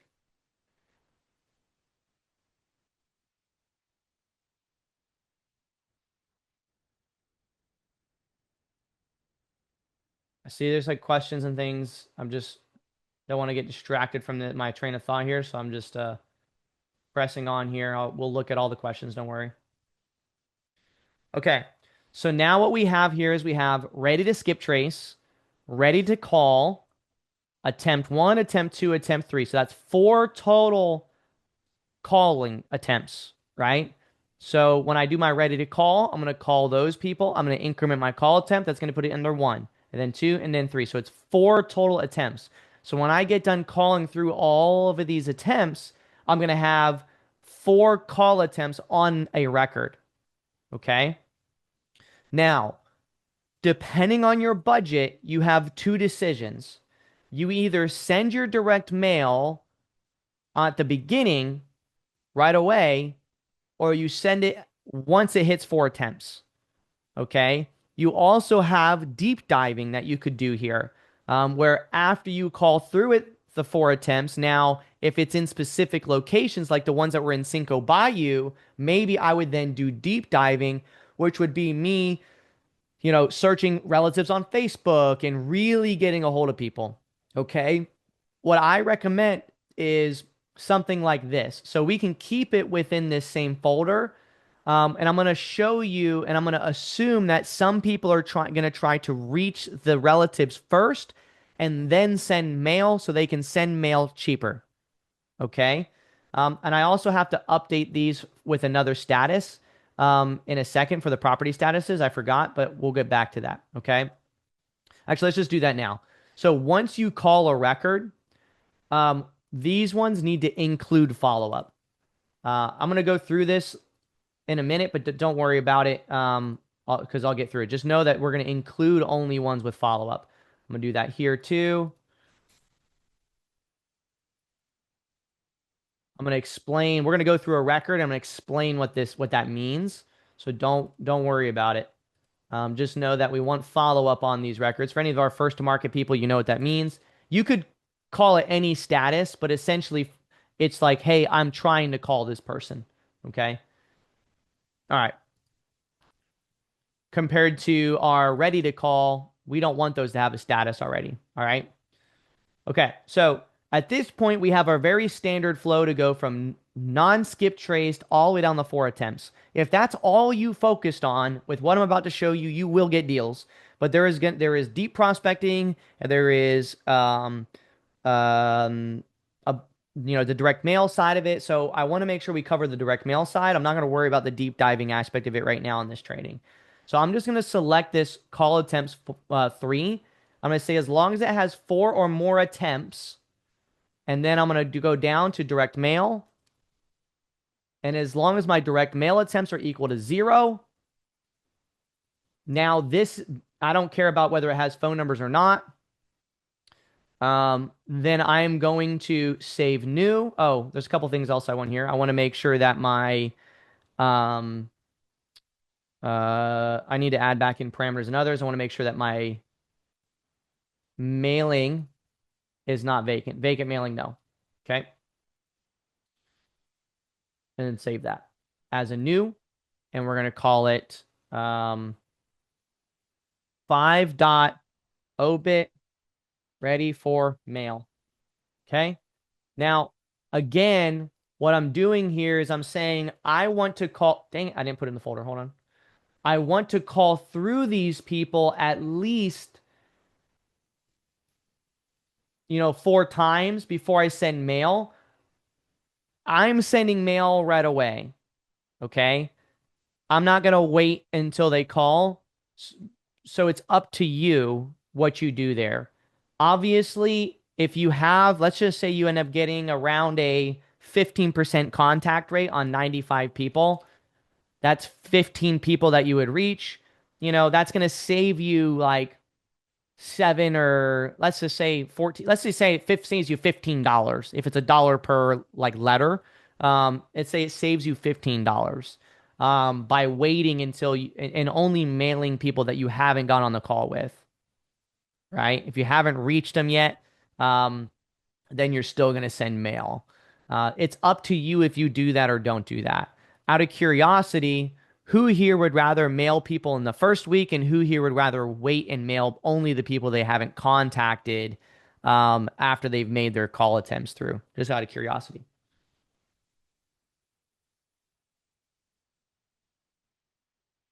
Over the course of a month, it will save you, $50 or $100. Okay, so then this works. If you want to wait until after no contact, then this flow is what you'd want to follow.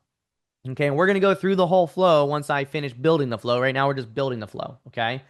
After we do our ready to mail, for direct mail, all we're going to do is say, hey, as long as it has 1 or more mail attempts, okay, and it has more than 4 call attempts on it, this is basically our, continue to mail. And there's other things that we could do here, like we want to add some tags here now. And we want to say, do not include our return mail. And do not include our do not market or do not mail, do not market. And we also, in mostly all of these rehash type ones, will also not include our recently sold.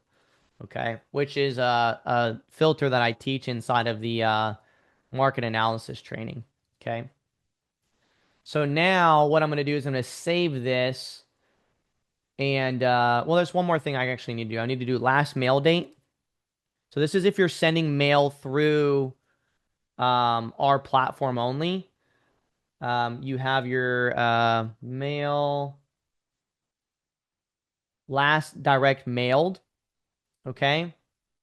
And what I'm going to do is I'm going to say prior to date. So if you're going to remail people at the start of every single month, you need to decide what the start of that month is. I'm going to say that I want it to go back the previous month, and I want to mail basically everybody prior to that. It's a little bit confusing when I cover this, but the easiest way to understand this is if you look at this pick a date range here and then I go 30 days here. Right now it's June 23rd. Okay, so when I say prior to 1 month, that's setting the right date. Okay, it's setting the May 23rd. And if I do 30 days prior to that, it's setting May 23rd. For this, we can go back since the start of the year, really. So we can go, you know, maybe you want to send mail for 6 months. We can just go like 6 months.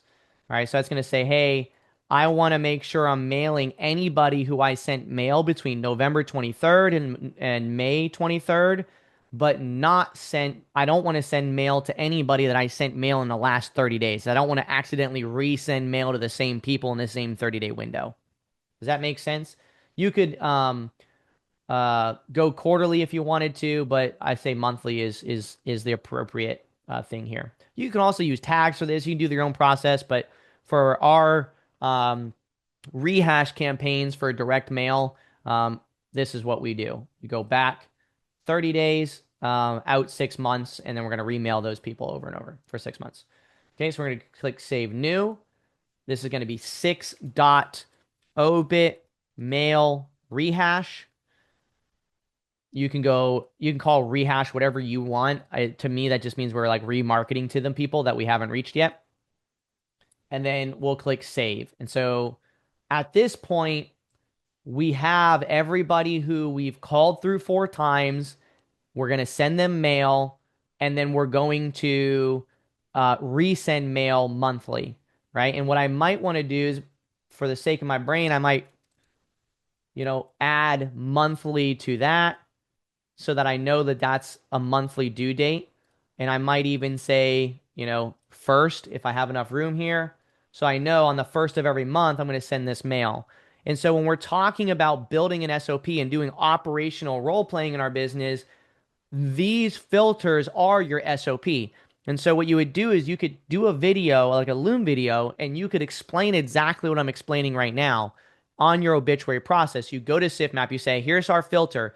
It's automatically downloading this criteria. It automatically ends up under ready to skip. This is what you need to do for each record if it's under this ready to skip. This is what we do after if it's under here. This is what we do each day. On once a week, we click on this filter and we send mail to anybody here. Once a month, we click on this filter. We send mail to anybody in there. And you basically do a Loom video, take the transcript from the Loom video, and then if you've done my lead management training, you would already have a skill and a brand design created if you've ran that through Claude. And then you could use that transcript from the Loom video, give it to that prompt and say, hey, build me an SOP similar to the lead management training for our obituary process. And then drop your Loom video in there and say, embed my Loom video inside of the SOP.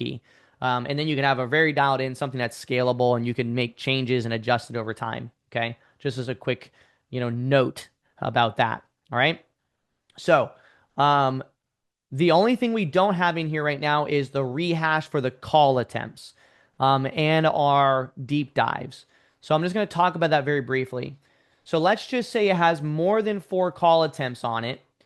And it has a tag for return mail, right? So it has a return mail tag and has more than 4 call attempts. What would we want to do here? This is a very clear, easy one to deep dive, right? Like this would, yeah, that's an easy criteria for a deep dive. And what I could do is I could just save this and I could, and you should really do this for all of your mail. But let's just say if we're doing it specifically for obituary, we can come in here, we can do this and we say obit, um, uh, return mail deep dive, right? Um, we can do RTS for return to sender instead, so we have more room. Okay, we can save that. And we could add on top of this. This could be an or filter and say, hey, if it includes, return mail or this or that. But let's just say that might be our determining factor. Like, hey, we're gonna deep dive something and spend that energy. If we didn't reach them on the phone and we got a return mail, that's what's gonna be our trigger to deep dive these records, right? So you could do something like that. You could say, hey, they got to be absentee, right? So their obituary, we've done more than 4 attempts and we haven't reached them yet, then they're absentee. You could say, hey, what if the off-market AI score is over 70, which is our average, closed deal, and they're absentee and they have 4 attempts and their follow-up, that means that we're going to deep dive them, right? So you can set whatever criteria, you can set multiple criteria, because this is a list that's going to continue to happen every single month like clockwork. You really just want to start dialing it in and chip away at it, and try to increase your contact rate as much as possible. And then we want to make sure we're following up with those not interested as well. Okay. So let's also look at not interested. So if we do obituary flag tag and the status is not interested, what do we do there? Well, for these people, we definitely want to make sure we're following up on a regular basis. So what we would do is we'd add our last updated field filter and we'd say, okay, I want to see all my obituary data. The status is not interested. And the last updated field is looking at the status. Okay. And then I'm going to say I want it to be prior to a month ago and go back 6 months, right? Months, 6 months, or really as far as however old your account is, really. Like I might do 48 months even. It doesn't really matter here. But as long as I haven't, it hasn't been within the last 30 days, I'm going to call them again. So what this is looking at is saying, hey, if the obituary list is on the record, they said not interested more than a month ago, I'm going to call through them again. So it's skipping a month. So you're giving them at least a 30-day break before you call them again. You could do more than that if you'd like. You could do it quarterly. But in all reality, I would recommend having a little bit higher of a tempo than not. Prior to date supposed to be a month. If we do it quarterly, it's going to go back to March. And this is supposed to be months here. I messed up there. So we can save this underneath the obituary folder. And we can do 8.ft obit, not interested, monthly. We'll do obit, maybe NI, monthly.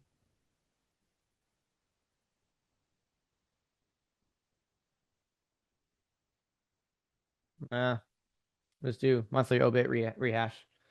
Okay, something like that. And at this point now, if we look at it, again, I'm kind of doing some layers here, just showing how you can continue to add another layer. But you can see how with our first to market obituaries now, okay, we have what needs skip traced, what's ready to call, attempt 1, attempt 2, attempt 3. Once we've called through them, a total of it'd be 4 attempts. We have a filter looking for those records that are 4 attempts of cold calling, but no direct mail attempts. Those are the ones that on every single Monday, basically, we should be sending those mail. And then every first of the month, we'd come back here and we'd send mail to anybody from the previous month. That never happens until you've been doing this for at least 2 months straight, obviously. And then we have the filter that's like, hey, what are the ones that have been return mailed? Let me deep dive those ones. And then we have the monthly not interested rehash, which again, you would require doing this for at least 2 months because you want to give it the monthly break in order to have records to rehash. So this right here, this 8 filter flow is basically how you can do it for any singular niche. But what's beautiful about this is with our obituary data, this data is automatically getting downloaded from SIFMap. It's automatically going to pop up under this filter if it's never been skip traced, right? And it's on an obituary list. So it's going to be ready to deep dive into, find all the numbers. We're going to cover that in a second. And then once you add all those numbers, your teammate, whoever's doing the deep diving and finding the numbers, what they'll do is they'll say, "Hey, you're ready to start calling," right?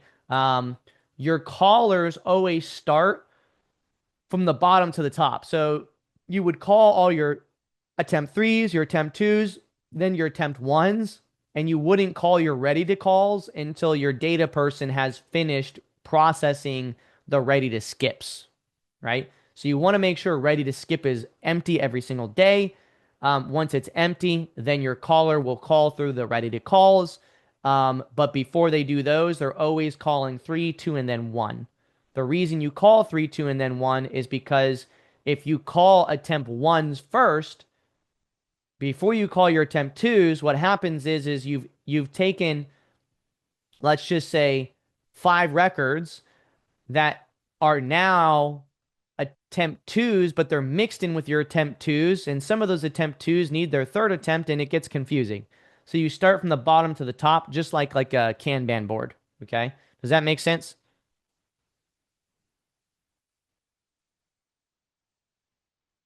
We're not adding obituary data prior to January.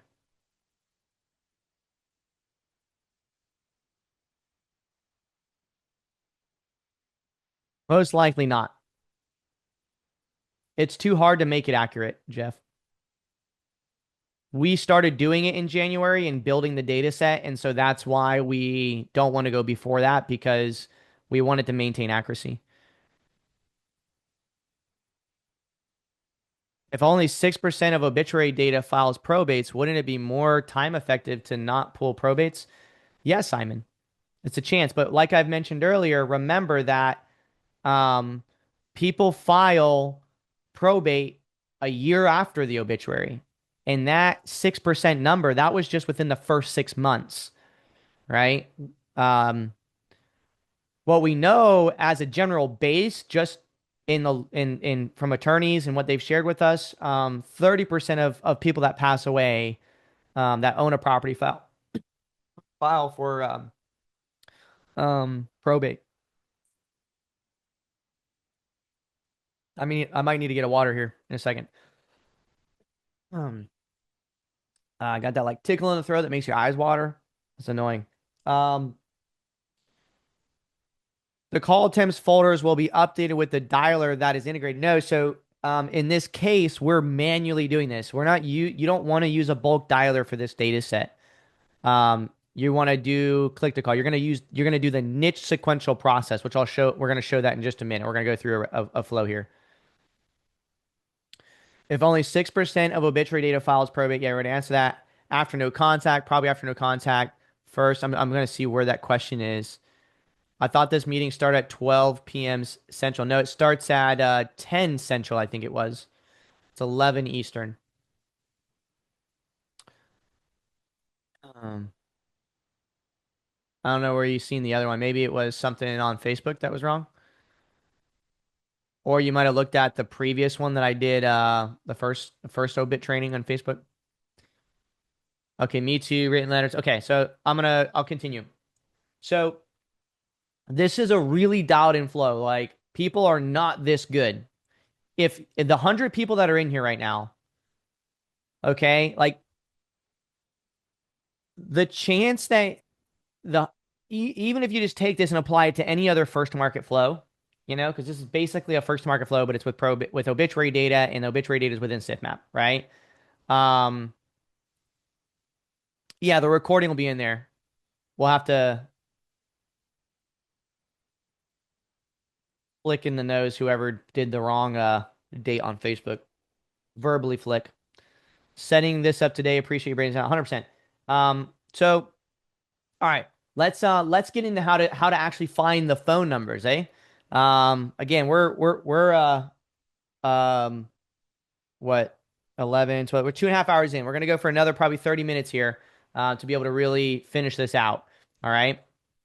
And it's going to be around, just going to implement stuff from 5 day filter. Would you recommend that I go through the FTM challenge, even though a lot of this stuff has been updated?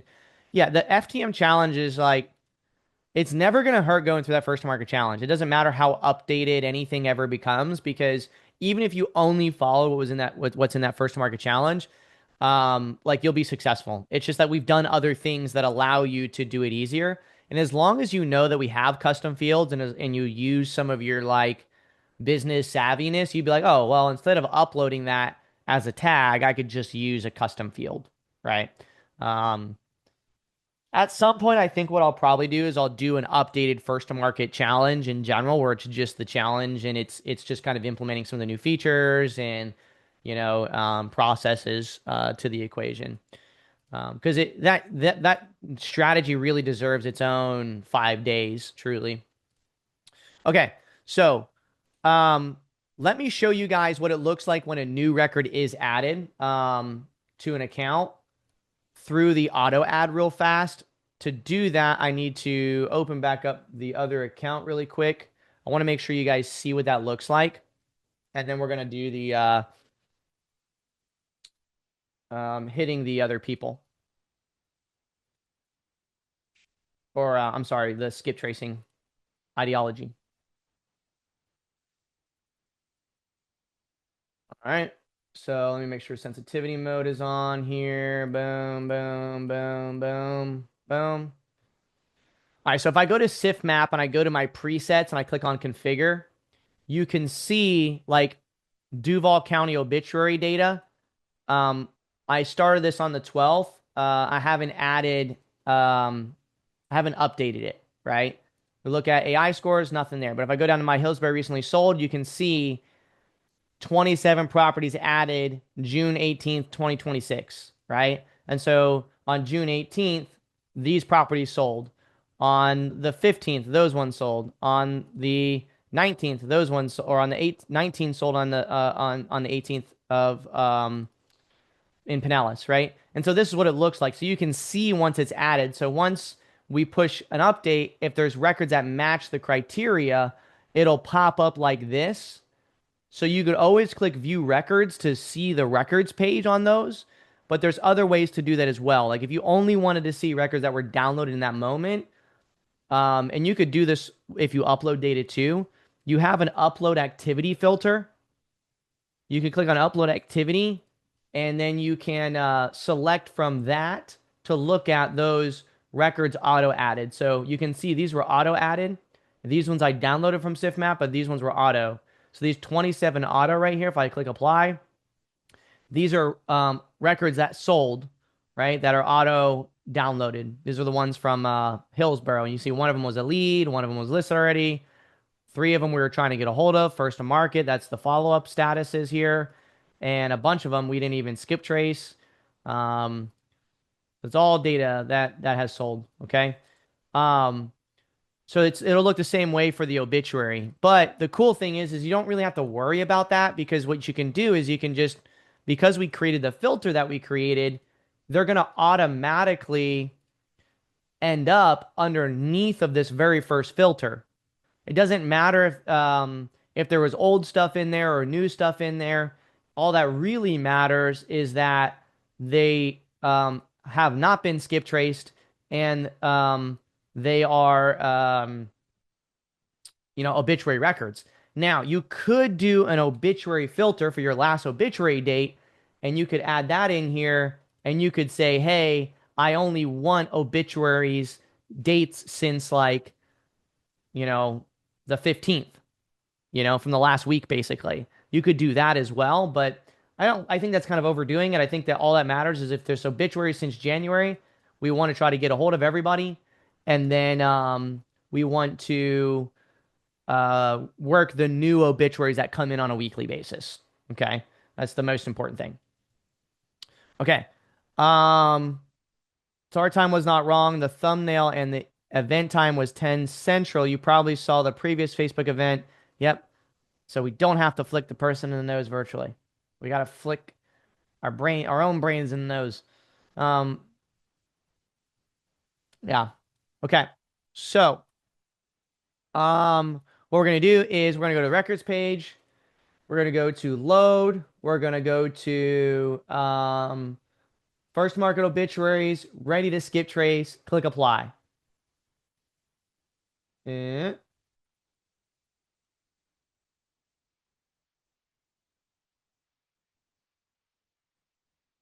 there we go. Okay. So we got our records in here. Oh no, my account's auto skipping. Gonna mess me up. Pretty sure. Hold on. Yep. Dang it. Okay. So our account's auto skipping. That's fine.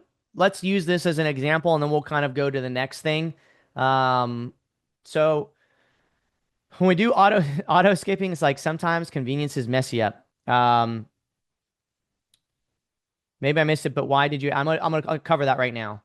So you have two options here when you're gonna decide to do skip tracing. Obviously, if you're on SIFMap auto skip, then or if you're on auto skip functionality, you can go to your add-ons and then you can go to your unlimited skip tracing, and there says automatically skip trace records. What this does is every 30 minutes, we create a queue of records that don't have phone numbers and we automatically skip trace them. I'm going to turn this off because I actually prefer to control that for me personally. But for our users that are downloading AI data and they're auto sending their emails or their exported lists and stuff like that, we like to leave this on. For me, I'm going to turn it off because it messes up my flow that like it just did just now. Okay. But you can keep it on if you'd like. You just have to add another filter because we want to go find the errors to these properties, right? We want to go find the errors and we want to skip trace them. So, but if you want to just go quickly to the records and just start calling people, what you do is you can skip trace it right in SIFT to start with. And then we go to our filter for our ready to skip. Like if I was to do that underneath my FTM obituary, these ready to skips, you select them all, send to, skip trace. I agree.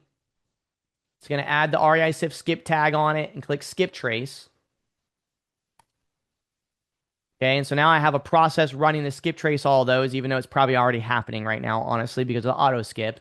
So it's going to skip trace all those records, and then they're going to automatically end up underneath of our FTM obituary ready to call.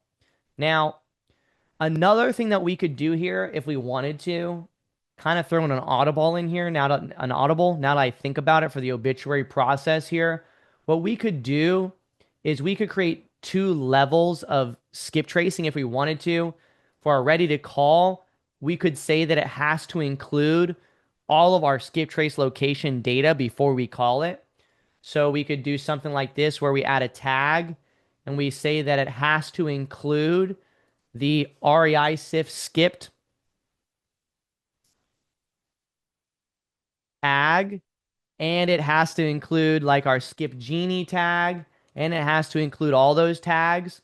And then we could basically build a process to say, hey, skip trace and sift first, and then once it's skip trace and sift, then we go append the rest of the information. We could totally do that. You could also just skip trace and sift first, make your first 4 call attempts, and then before you do your rehash campaign, you could then go add all the relatives data. There's different options here that you could go down depending on your sophistication of that process, right? Um, so if I just click apply on these ones, you see I got 56 properties here that have that tag on it so far. And let's just assume that I'm ready to call these people, okay, for now. What I'm going to do is I'm going to click in those records and I'm going to take a look at it. I might look at my additional fields. We see the off-market AI score is 100 here. I can see my property values 451, my square footage, year built. I can see it's actually pre-foreclosure and it's got the obituary list on it. So this is a pretty distressed property. I might open it up in SIFT map and I might take a look at it. I can see it's in Niceville. By the way, we launched an update silently Do you guys notice that when I just searched this address, it only popped up the little card instead of the big card? That's an update. Um, the reason we did that is so that you can faster be able to look at comps and stuff. But just know that that's a thing. So you can open it up that way, and we can might look at the address. Um, it's way better, to be honest with you. So now, don't we want to call the family? So, like I mentioned earlier, if we skip trace the decedent, you're going to get relatives information too. Um, you're gonna get relatives information. So we have a user. Well, actually, Peyton. You guys know. Some of you guys know Peyton. Peyton is hitting obituary data right now. If so, I'll get you the calendar invite. Trevor just texted me. Sorry. So um, when you call your decedents, a lot of times you're gonna get phone numbers. So it depends on how fast you want to get to. Oh, someone's unmuted. Uh, There we go. It depends on how fast we want to get to the data. We could call through these. Peyton, he's texting through this stuff right now, and he has a 12% contact rate and a 7% lead rate off of just skip tracing and sift obituary data without going to any of the relatives.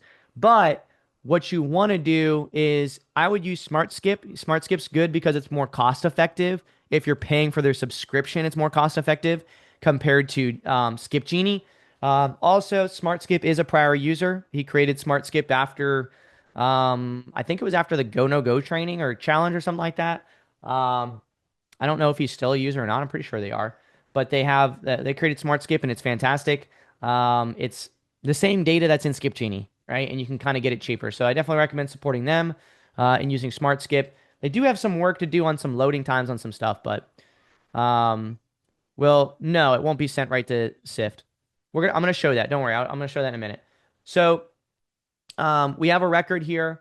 We're going to call through them. Okay, I'm going to go through what this flow would look like if we were to do this for y'all. I'm just going to simulate. I'm not actually going to make calls. I don't have phone numbers set up to be calling this right now, but I have my address.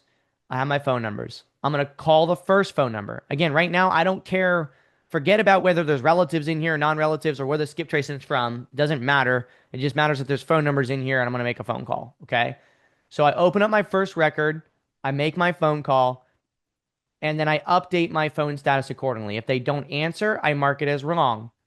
Okay. If they answer and it's the correct homeowner, then I mark it as correct. If I answer it, it's a correct phone number to a relative and it's the decision maker, then I mark it as primary. Okay. Otherwise, I start calling the rest of the phone numbers. I call the phone number, update. If it's a dead number, I do dead. I do dead. I do dead. Whatever. Wrong numbers, I update my phone status. So I call each phone number. Once I've called through all the phone numbers or I've reached a person or a decision maker, I'm then going to increment my call attempts right here by one. Okay. So boom, a call attempts by one.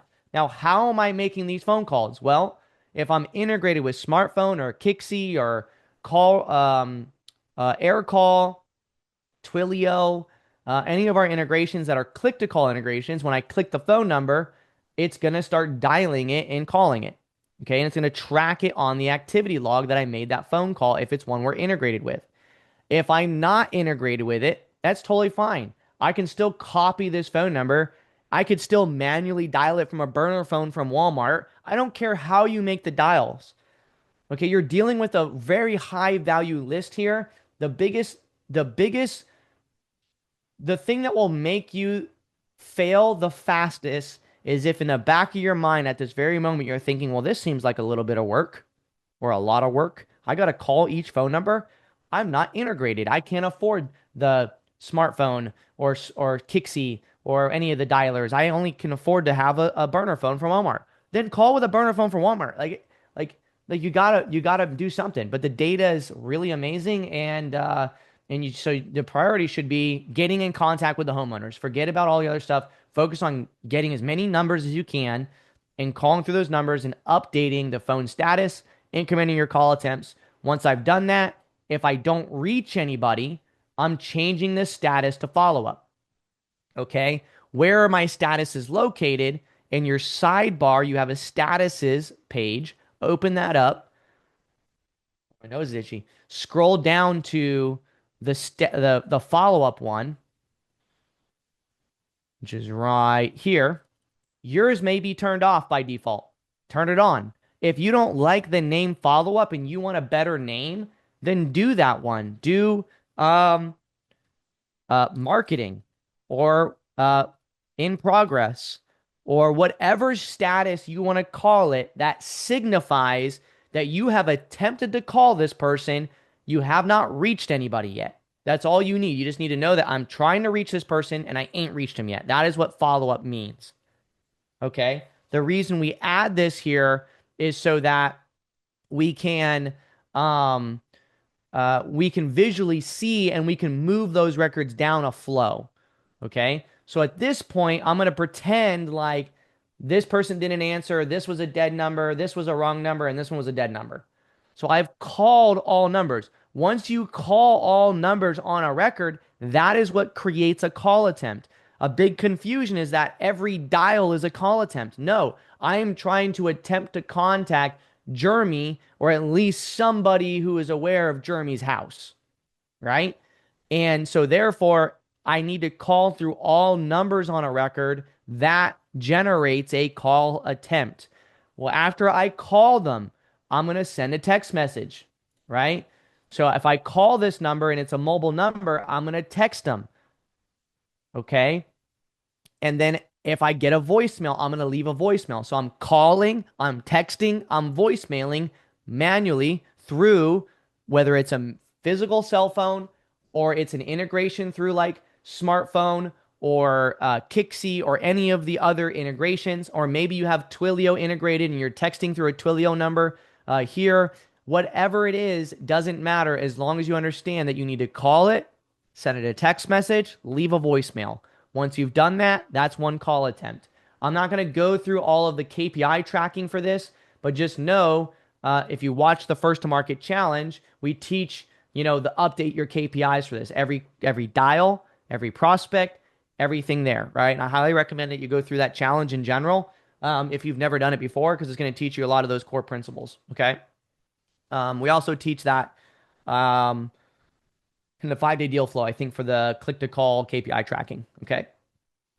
If your dialer tracks that information, you can try to use that. I find it more productive to track, like this would be like prospect, for example. This would be dials. This would be correct number. This would be wrong number. This would be not interested.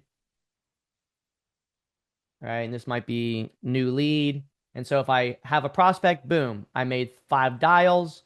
I got 1 correct number. They became a lead, right? And so once you get done tracking all your call KPIs for the day, you put that in your Google Sheet, and that's how you track your KPIs. Okay. Pretty straightforward stuff when it comes to that. I'm not going to get deep into that. The most important thing for you to know right now is that that record right now is now underneath of our next filter. So tomorrow when I wake up, I'm going to come into my call attempts 1 for obituaries, click apply, and there's the record for me to call again. So now I open it up, I call through my phone numbers again, the ones that I didn't answer, and then I increment my call attempts to 2. And then it's going to go into the next filter. And every day I'm calling through all of my attempts to try to get those people that didn't answer their phone on the phone. If I end up getting through my 4 attempts, right? So I got through all 4 attempts and I still have my follow-up status, so I didn't reach anybody, because if I reach somebody, if I reach to someone who's aware, it's going to become not interested or it's going to become a new lead, right? So otherwise, it's going to stay the status of follow-up. Now that record is going to be underneath ready to mail. So if I go underneath my first to market obituaries, underneath my ready to mail, it's got 4 attempts, but it doesn't have a direct mail attempt. So what am I going to do? I click on that filter on a weekly basis. I select all those records, send to, direct mail, call it obit week. I think we're like week 27 right now, 2026. something like that. Choose your mailer. I'm going to show a mailer that you guys should use in a second, but let's just use this template as an example. Click save and then send ASAP and then send the mail campaign. And then every single month at the start of the month, I'm going to do the same exact thing. Follow up. You haven't reached anybody. The only time someone will become cold, warm, or hot is if they became a lead, right? It can't be cold, warm, or hot if you're still trying to follow up to get a hold of somebody that even is a owner of the property or a relative, right? Okay. So that is an example of moving a record through the flow and me just skip tracing an initial set of records. Obviously, there is people that you will skip trace that you do not get numbers for. These people you should definitely make sure you send mail to, and there is a gap in the flow that we just created, right? Our first market obits, you know, I'm looking for call attempts to be equal to 0.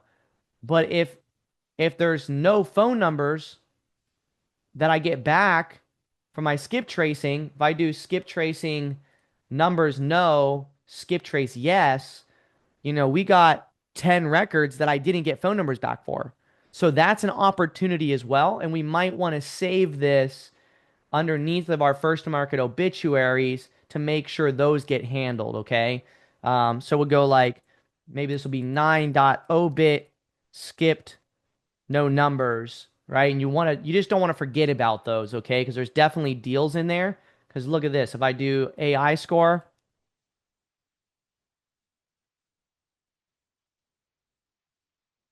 over 40, you know, one, two, three, four, four of them have an AI score over 40. So these ones I definitely would want to, you know, make sure I'm getting the relatives on those ones. That's a pretty good freaking house.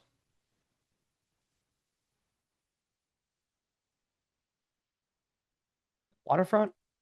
No, it's on a little lake. That'd be a good one. Okay.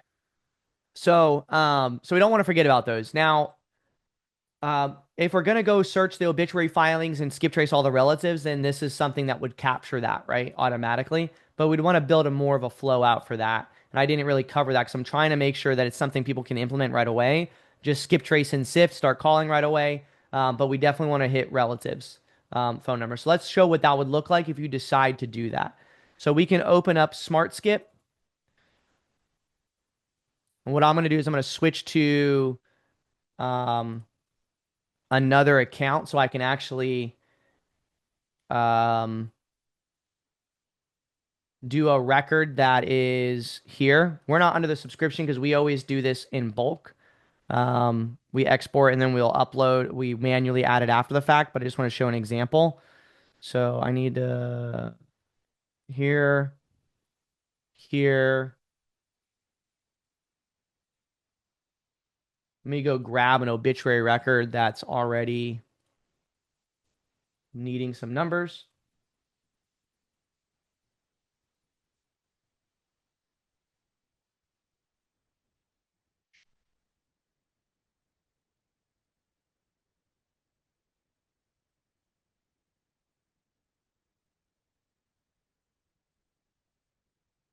Where is my folder?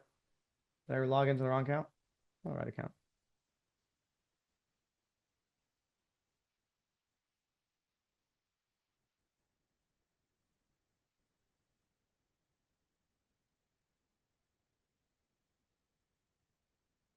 I think Quentin deleted my folder.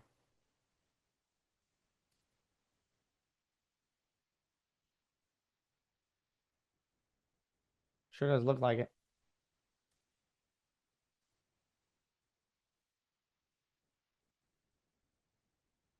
Uh, I don't see it. FTM obit in there. He definitely deleted it. Okay, well then screw that. We're gonna do it over here.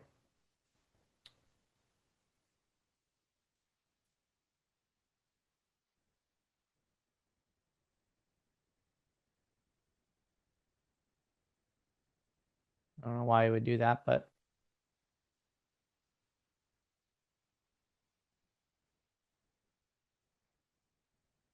All right, so we go to our records page, we go to our filters, we then go to our, what you would do is you go to your FTM obituary, ready to skip obituaries. Nothing's going to be in here because I just skip traced everything in Sift. So I'm going to move over to the next filter, which is going to be the ready to call obits. Click apply. I'm going to select one of these to skip trace. So I'm going to open up the record. I'm going to go ahead and turn off sensitivity mode for this. And then you'll see the address. So what we're going to do is we see, I'm going to open it up in SIF map, open the record, and I'm going to click on history. I'm going to grab the Emmett Redding name, and I'm going to paste it, and I'm going to say Fort Walton Beach obituary. And then I'm going to open up that obituary, read more, and then we'll read that in just a second. There might be some other obituaries we might want as well. So let me open us up in a new tab. We'll open this up. They should all basically be the same. I noticed right away, you see how Facebook did a post for retired major, right? So I see that that's him as well. I might open that up because that'll be useful for me later. And what I would do is I just grab that URL, okay? Because some people might comment on this that know him, like he was an amazing person and things like that, right? Also, we have his nickname Otis. This could be useful for deep diving in the future, so I might grab that and just paste that on the record here. That way I have that. All right, and then I'm going to grab the obituary URL. This is a great opportunity to use a custom field for obituary URL. For now, I'm just going to paste it in here because I don't have that in his account, but you can totally make a custom field by going to settings, custom fields, add new group, or really fields, add new field, and call it obit URL, field type URL, select the group. I can put it under like my probate one, click save, and then I go back, go to my custom fields now, probate, obit URL, and I could paste it right there and save it. That way I have it, boom, right there. Um, so now that I have that information, what I'm going to do is I'm going to grab the mailing address. I'm going to go to Smart Skip. I'm going to enter the mailing address here. I need to break it apart. So we're going to start with just the Northwest. City is going to be Fort Walton Beach.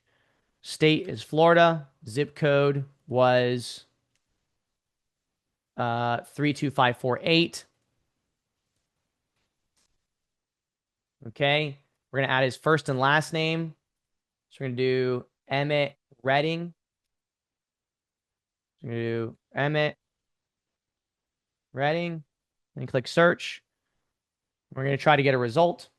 I could also do true people search as well. If I really wanted to, I can do Emmett Redding, Fort Walton Beach, Florida, even fast people search, or something like that. And I could try to find his information that way.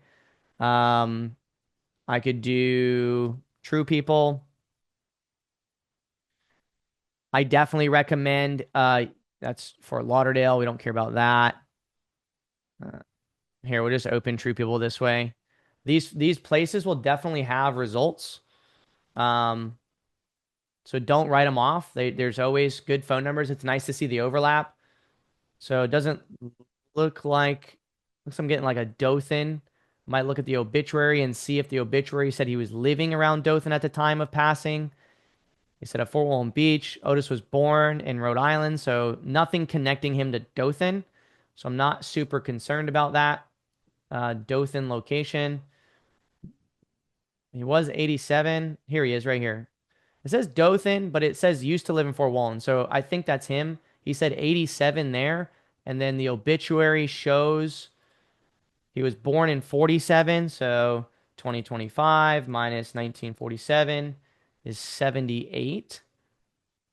So I could be wrong, but what we'd do is look to see if the address, if he has a recent address that shows the same address that we have. It's not. So therefore, I think it's a fluke because our address is Glinda and none of those previous addresses align. So I don't think that's him. Okay. So let's go back to our manual search. It's still searching. Um, so this is where maybe I want to use Skip Genie if this one's taking a while. Um, it's kind of been my only hiccup with Smart Skip is it takes a long time for these manual searches to run. I'm not really sure. And then if you click on records page, it kind of takes a while. The bulk skip is the most effective, and that's why we send them the bulk skip. Um, but once it posts it, it's going to show any possible relatives and stuff of them. But we're not integrating with them. I doubt they even have the ability to integrate, to be honest with you. Like a bulk action, like skip tracing, so you can skip trace in bulk. I don't think they have that ability. Um, well, that's taken a little while. It's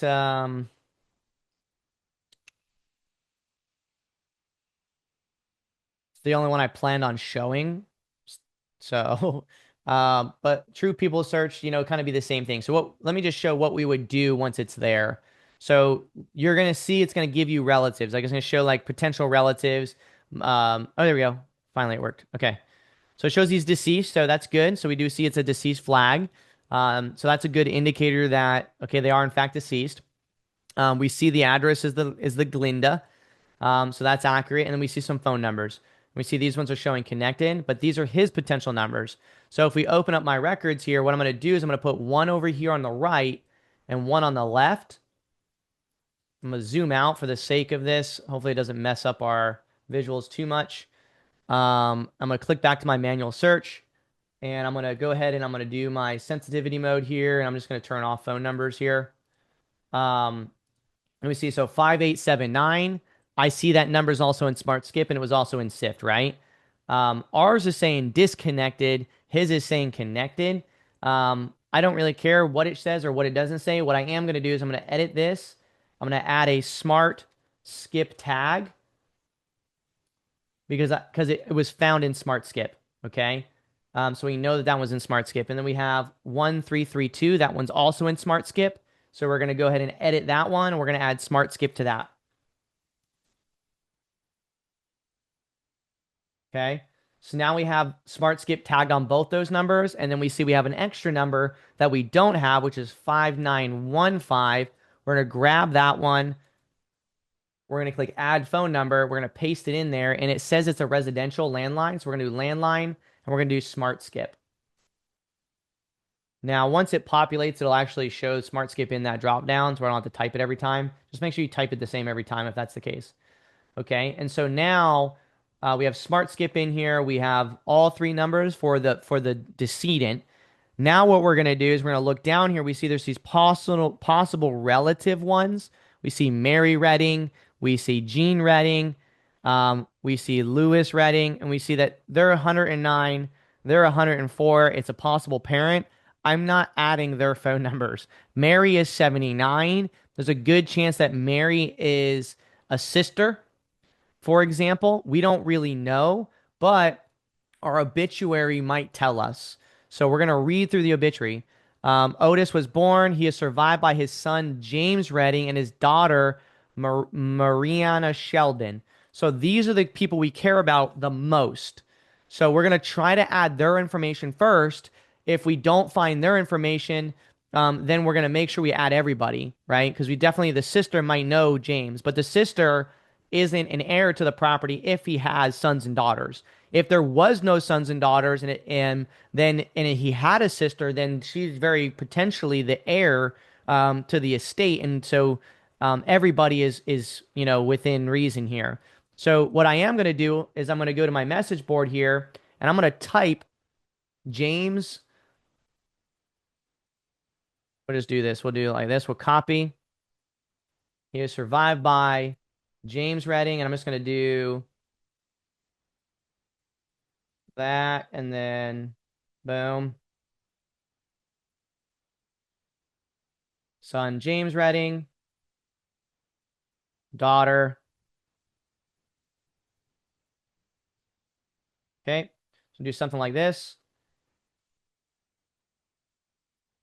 Dashes. Okay. And I'll show why in a minute. I can post that and I'm going to pin it. Okay. Because I'm going to edit this same post later. Okay. So we have that information. So we're going to continue to serve the Air Force. He was a special ops guy. Major. So he's probably, I think he was a pilot. So that's pretty cool. Good stuff. So I don't need anything else from that. It's not telling me anything else that I need. That brings me back to the same exact obituary. All right. So now we're going to go back to the manual search and we're going to look for James Redding to see if his information's anywhere in here. So child, Marianne. So here's her information and there's James. So we're going to worry about the child first and we're going to try to add Marianne Redding. I'm going to copy the mailing address for her. I'm going to put that mailing address there underneath of her name. I'm going to grab his mailing address. I'm going to put it underneath of his name. Okay. And then I'm going to put his last three, but I'm first going to add it. So I'm going to copy the phone numbers like this. I'm going to add phone. I'm going to paste it. I'm going to type son as the tag.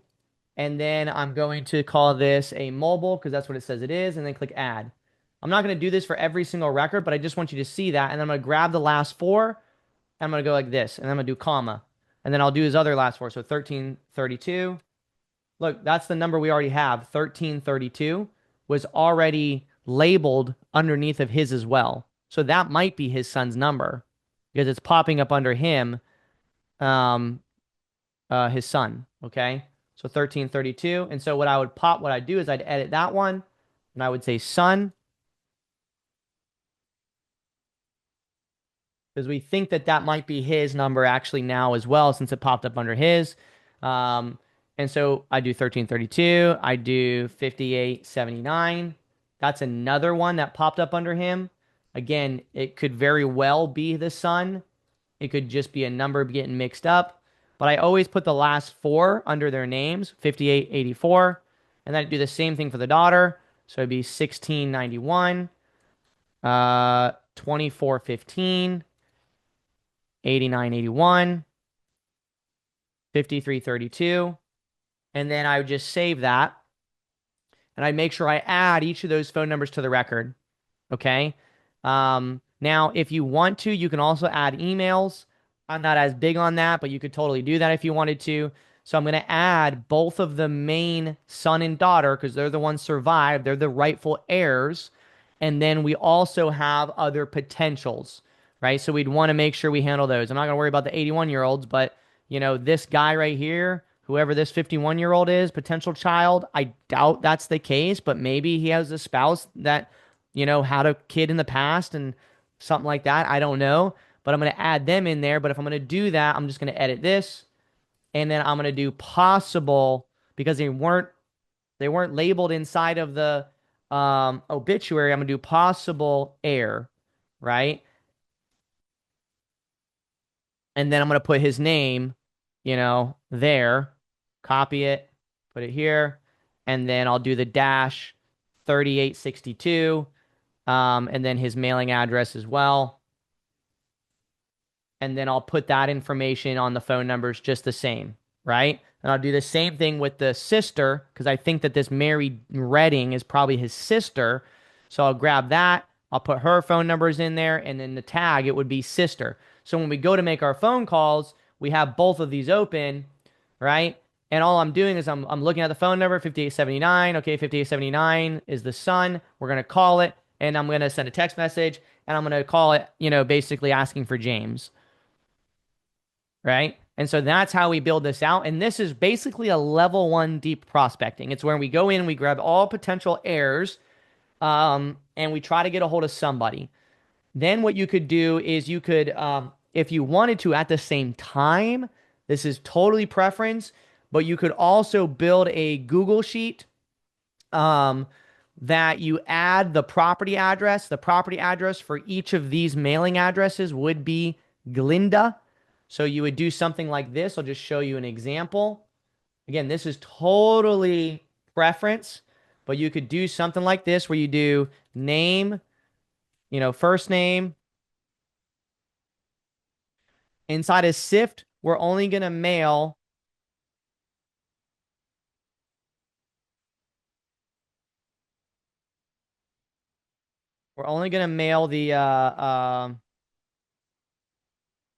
the decedent's address. But what you could do is at the same time you're doing this, you could grab James's information, put James here, have your VA just do this at the real time, mailing address for Lauderdale, and you could send out a direct mail piece directly to every heir and possible relative. And then the property address, again, you'd split it out, but for the sake of time, the property address inside of it would be their address, right? And so on the postcard, it would say, James Redding, I'm interested in buying the property at 219 Glinda Court, right? And so it'd look the same, except for this would be each of those heirs, you know, it'd have the same property address in there multiple times, but it'd be different mailing address, which would be the heirs. And so you could basically build out every month or every week, you build out while you're doing your deep diving, you could build an accompanying Google sheet to send out to all of the heirs while you then also send to the physical property a letter. That makes sense, right? So that's another option that you can do. So I'm just gonna close that out. And so that's what you're gonna do. You're gonna add them all in there. You can add the possible associates if you wanted to. We don't do that. What we're really looking for is any of the children's and siblings. So kin. We're looking for the kin. We would only get to the possible associates if we end up deep diving it. Okay. God, my nose is really itchy. Are you guys deep diving this after? So we do this in the very front end on everything first to market. That's why I say in the challenge I mentioned, like, you can do this after you tried to call your initial set of numbers, or if you want to increase your contact rate in the beginning, you could do your level one deep prospecting right away. But if you do level one deep prospecting right away, you got to know that, let's just say you get a hold of the sister and the sister says, I'm not interested. Your caller's got to be savvy enough to know that it doesn't stop there. They're still trying to get a hold of James. But if she says she's not interested, you could also end up having more of a curative title type situation, or where you buy out interest, where I can buy out James's interest if he is interested and Marianne's not. I can do other things, but we don't have to worry about that right now. Right now, we just want to worry about getting to the point where we're talking to people, right? And so this is the flow, and this is how I like to see a record. I like to see, do not do this. Do not put their names as a tag. Do not do that. It's the worst decision ever. It's not how it's supposed to be. That's not why tags are there. And there's a few accounts that are on our radar to where we're literally like debating on disabling tags in their account because they just won't listen to us and say, like, you're not supposed to use tags that way. We do not want millions and millions and millions um, of phone tags on records, right? They're supposed to be there for high level. Um, you got to build a process around it. This whole idea of like putting the name of every single person on the phone number is just silly when you have one input we can do right here. And you can see both of them at the same time, you know? So this is what I prefer to do. Uh, and then once we get a confirmed primary number, we just click edit and we can just remove the rest of them out once we get their primary, right? Or their correct number. Because sometimes you get like he might be the primary, the son might be the primary, but then we get a hold of the daughter, and the daughter might have a correct number, but you can only have one primary, right? So you got to choose which one you want to do.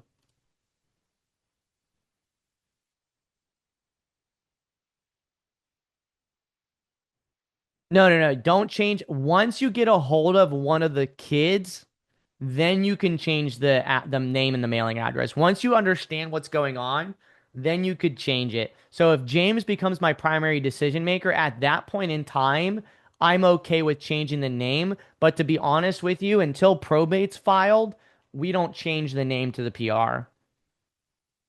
But you could if you wanted to. Once you have a decision maker, the reason why I wouldn't is because now you're trying to manage an in like a nationwide data set with a custom data set. And I would prefer to wait until probate's actually filed because the court could deem that James is not the PR. And now I have to update it to whoever the PR is. I'd rather just keep mailing, you know, this mailing address so that once they do go to the property, it's there. Otherwise, I'm just going to continue getting a hold of them. The life cycle to get a correct number is too short to really make that too complicated. To DataSift contact, will it change show if you view? Yeah, yeah. This contact is across the board.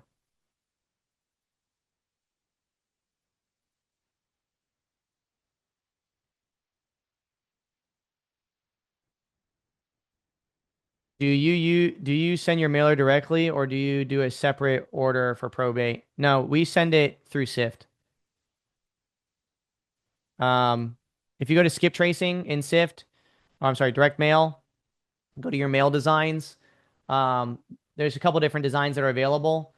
This account doesn't have the one built out that I was going to show you guys, but if I create a new custom design for the probate or for the obituaries, um, I added a design for everybody. Oops, I did the wrong one. It's under professional letters, window and envelope. Okay. And if you go to templates, I built this template for everybody to use. It's a check letter that says about offer. Switch this code out to a QR code or an image if you want to do that. Um, if we do QR code, I want to do images. Where's my images? Hmm.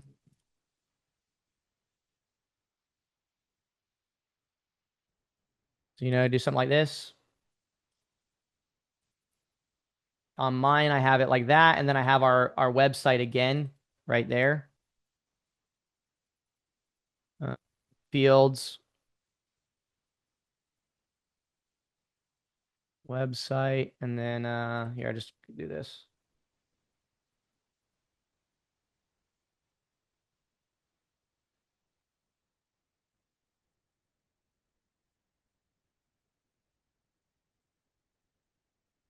Basically like this.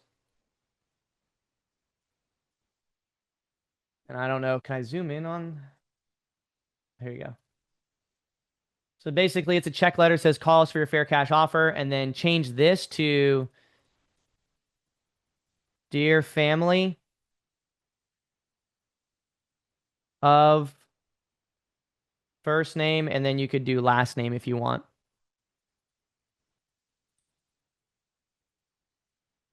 Right? I'm writing about the home at blank address. I know the property can be a lot to manage, paperwork, upkeep, taxes, and decisions that all seem to land at once. If selling is something you're considering now or later, I'd like to make that part easy. The voucher above is our way of showcasing this is a real, no obligation offer purchase. Whenever the timing is right for you or your family, there's no pressure and no deadline. If you decide to move forward, you won't need to clean anything out, make repairs. The only way to get your offer is pick the phone and call us today.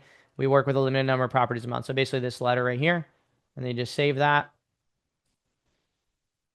And then if I was to go send that to somebody, if I go to do create a campaign, filter records, we'd go to that folder,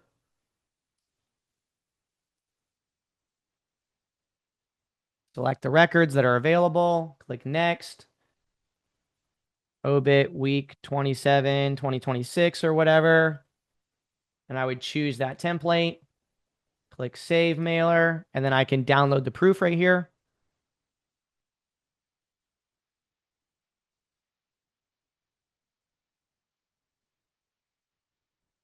Downloading.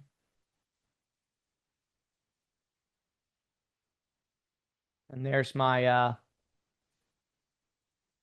mailer that would get sent. Got my website on it, my name, signature, and everything. Got the address there and there. Got my information here. And it's got that information there. Okay. and then that gets sent in a envelope. So if I go back here, uh, do this. If I open it up, this is what this envelope looks like. It's just a white windowed letter like this. Okay, and you can also do other templates, right? What other templates you want? God, my nose is itchy. All right, let's see. Wow. Thanks. That's good to know. You did that quick. Are there more templates in the pro account? No, it's just templates all over the place. You can create custom ones like this one. There's not more by plan. All of them have the same, but you can create whatever you want. This one's a 100% custom design that I did. A veteran and family owned business has my brand on it. It's very generic messaging. Um, This one looks really good. So this is a very branded one. And then you have tons of other ones you can play around with. The custom templates. I like this one a lot too. Very generic, simple one. A scan for a free offer just takes you to the website to put the address in. Um, so yeah, you can do a lot of different things in there. Lots of templates. Um, okay, so you've seen how it all kind of comes together. You've seen the filters. We're going on 11, 12, 1, 2, 3 hours and 15 minutes, I think. So masterclass really in obituary. The really cool thing is that this data is automatically updating real time in our account. I don't know where my map went. There we go. It's automatically updating real time in my account. As it happens, we have a flow set in place. We understand how to get in there and deep dive these records.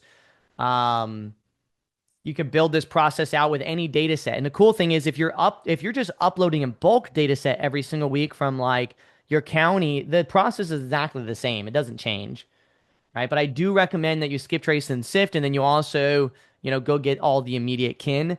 Once you get to the deep diving realm, that's another whole thing, to go door knock and there's other ways. Obviously, AI score, if you have that in your market, you can use that to prioritize your deep dive and all other stuff I already talked about. We have covered a lot. And I know it's a lot of information, so don't feel like you got to really remember everything at this very moment. But what you should do is you should start. What we start doing that stuff about an hour in or whatever. Rewatch this, download the video, transcribe it, put it into a transcription, just prompt Claude. Like, I want to set up this process. What is my first step? Right? And it'll really help you if you want to do something like that. If you want to do it, I went through it slow enough, or I articulated my voice of what I was clicking enough to where Claude would be able to give you a step-by-step instructions. Okay. So you can always do that, or have your VA watch through it multiple times and have them put it up. Um, yeah, yeah, it's a lot. It's a lot of information. When you have a lot of questions being asked, there's a lot of it, sidebar conversations, all very useful. But um, yeah. Any questions for me between now and then? Smart Skip, Skip Genie, both those are good options to go find information. I also, for any of you realtors, Forewarn, very, very useful. Okay, make sure you're using Forewarn. Grab the numbers from there. Grab the numbers from Skip Genie or True People Search. What I do recommend is that if you do have Forewarn, have your VA also search each of the heirs' mailing addresses, right? And see if there's any new numbers there. So between Skip Genie and Forewarn, you're really covering your bases. There is a difference in, or Smart Skip, Skip Genie, and Forewarn, either one. But Smart Skip and Skip Genie is going to be basically identical phone numbers. Forewarn in Smart Skip and Forewarn and Skip Genie are not identical phone numbers. And neither is SIF. So with those three together, like you're getting massive coverage. It'd be very weird for it to not be somewhere else. It might randomly be in True People Search or somewhere online because maybe they put a coupon code on a website somewhere and they sold their information or something. Um, yes. Did you guys get something out of today?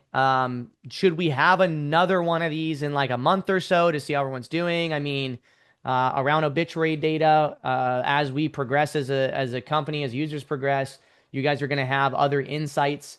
I think what would be really useful is having more of a together workshop kind of scenario where it's not me just teaching it, but we're actually just conversating and talking about what's working or not working for everybody else. I think that's really a best way to go through this. But this in itself, I want to make sure everyone's very clear. This obituary data in itself is without a doubt a seven-figure operation in itself if you only dug in and worked obituary data over the next, year. There's no doubt about it that the money's in there. Because when we do probate data, we make seven figures off of probate data alone. And we're not even capturing everything, right? So there's a lot in there. The nurture time frame and the time from correct number to decision is probably going to be a little bit longer. So don't get deterred by that, right? But what we're really looking for is time here. Time is our friend. Time is the thing that nobody has patience for, right? So what I want you to do is focus on the operational role playing, the process, the dialing in, the tracking the results, and let the time be the thing that allows you to have the superpower over your competition.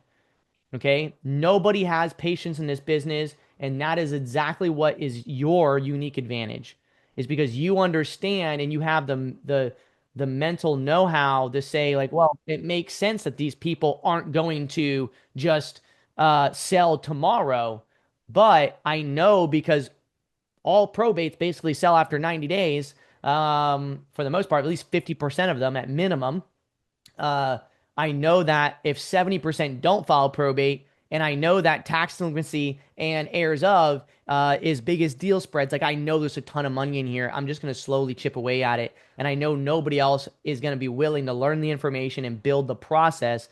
And another big mental blocker caveat is that this can't be scaled over the whole state or nationwide, because 100% it can. You just need the team to support it, right? And my rebuttal to that is go look at the guys that buy from just the auction steps nationwide, right? And they make a shit ton of money statewide, and they make a ton of money. It's there. It's just a difference on, are you going to be sophisticated or less sophisticated with the process? Okay. So I'm glad that you guys got some value from it. Sorry it was so long. Sorry if you're in here and I was supposed to have a meeting with you, because I know I had some meetings through now and when we started. But this is really important for us to talk about. And if you have any questions, talk to us in the top right corner. If you're not a user, you can go sign up. If you need to book a demo, you can do that from our website. But at least if you're not a user and you've been here for 3 hours, like, you kind of just got a little taste of what we do for our users. There's not a better place to be. So thank you, everybody. It'll be actually. The recording will go to YouTube most likely. It needs to be cleaned up a bit because I end up showing a lot of addresses. But otherwise, if you go to datasift.ai and you go to the Learn tab, you go to DataSift Academy, and then you go to the DataSift biweekly trainings, and just throw your email in that. That gives you access to these biweekly trainings since the dawn of time. There's like thousands of hours of video underneath of there.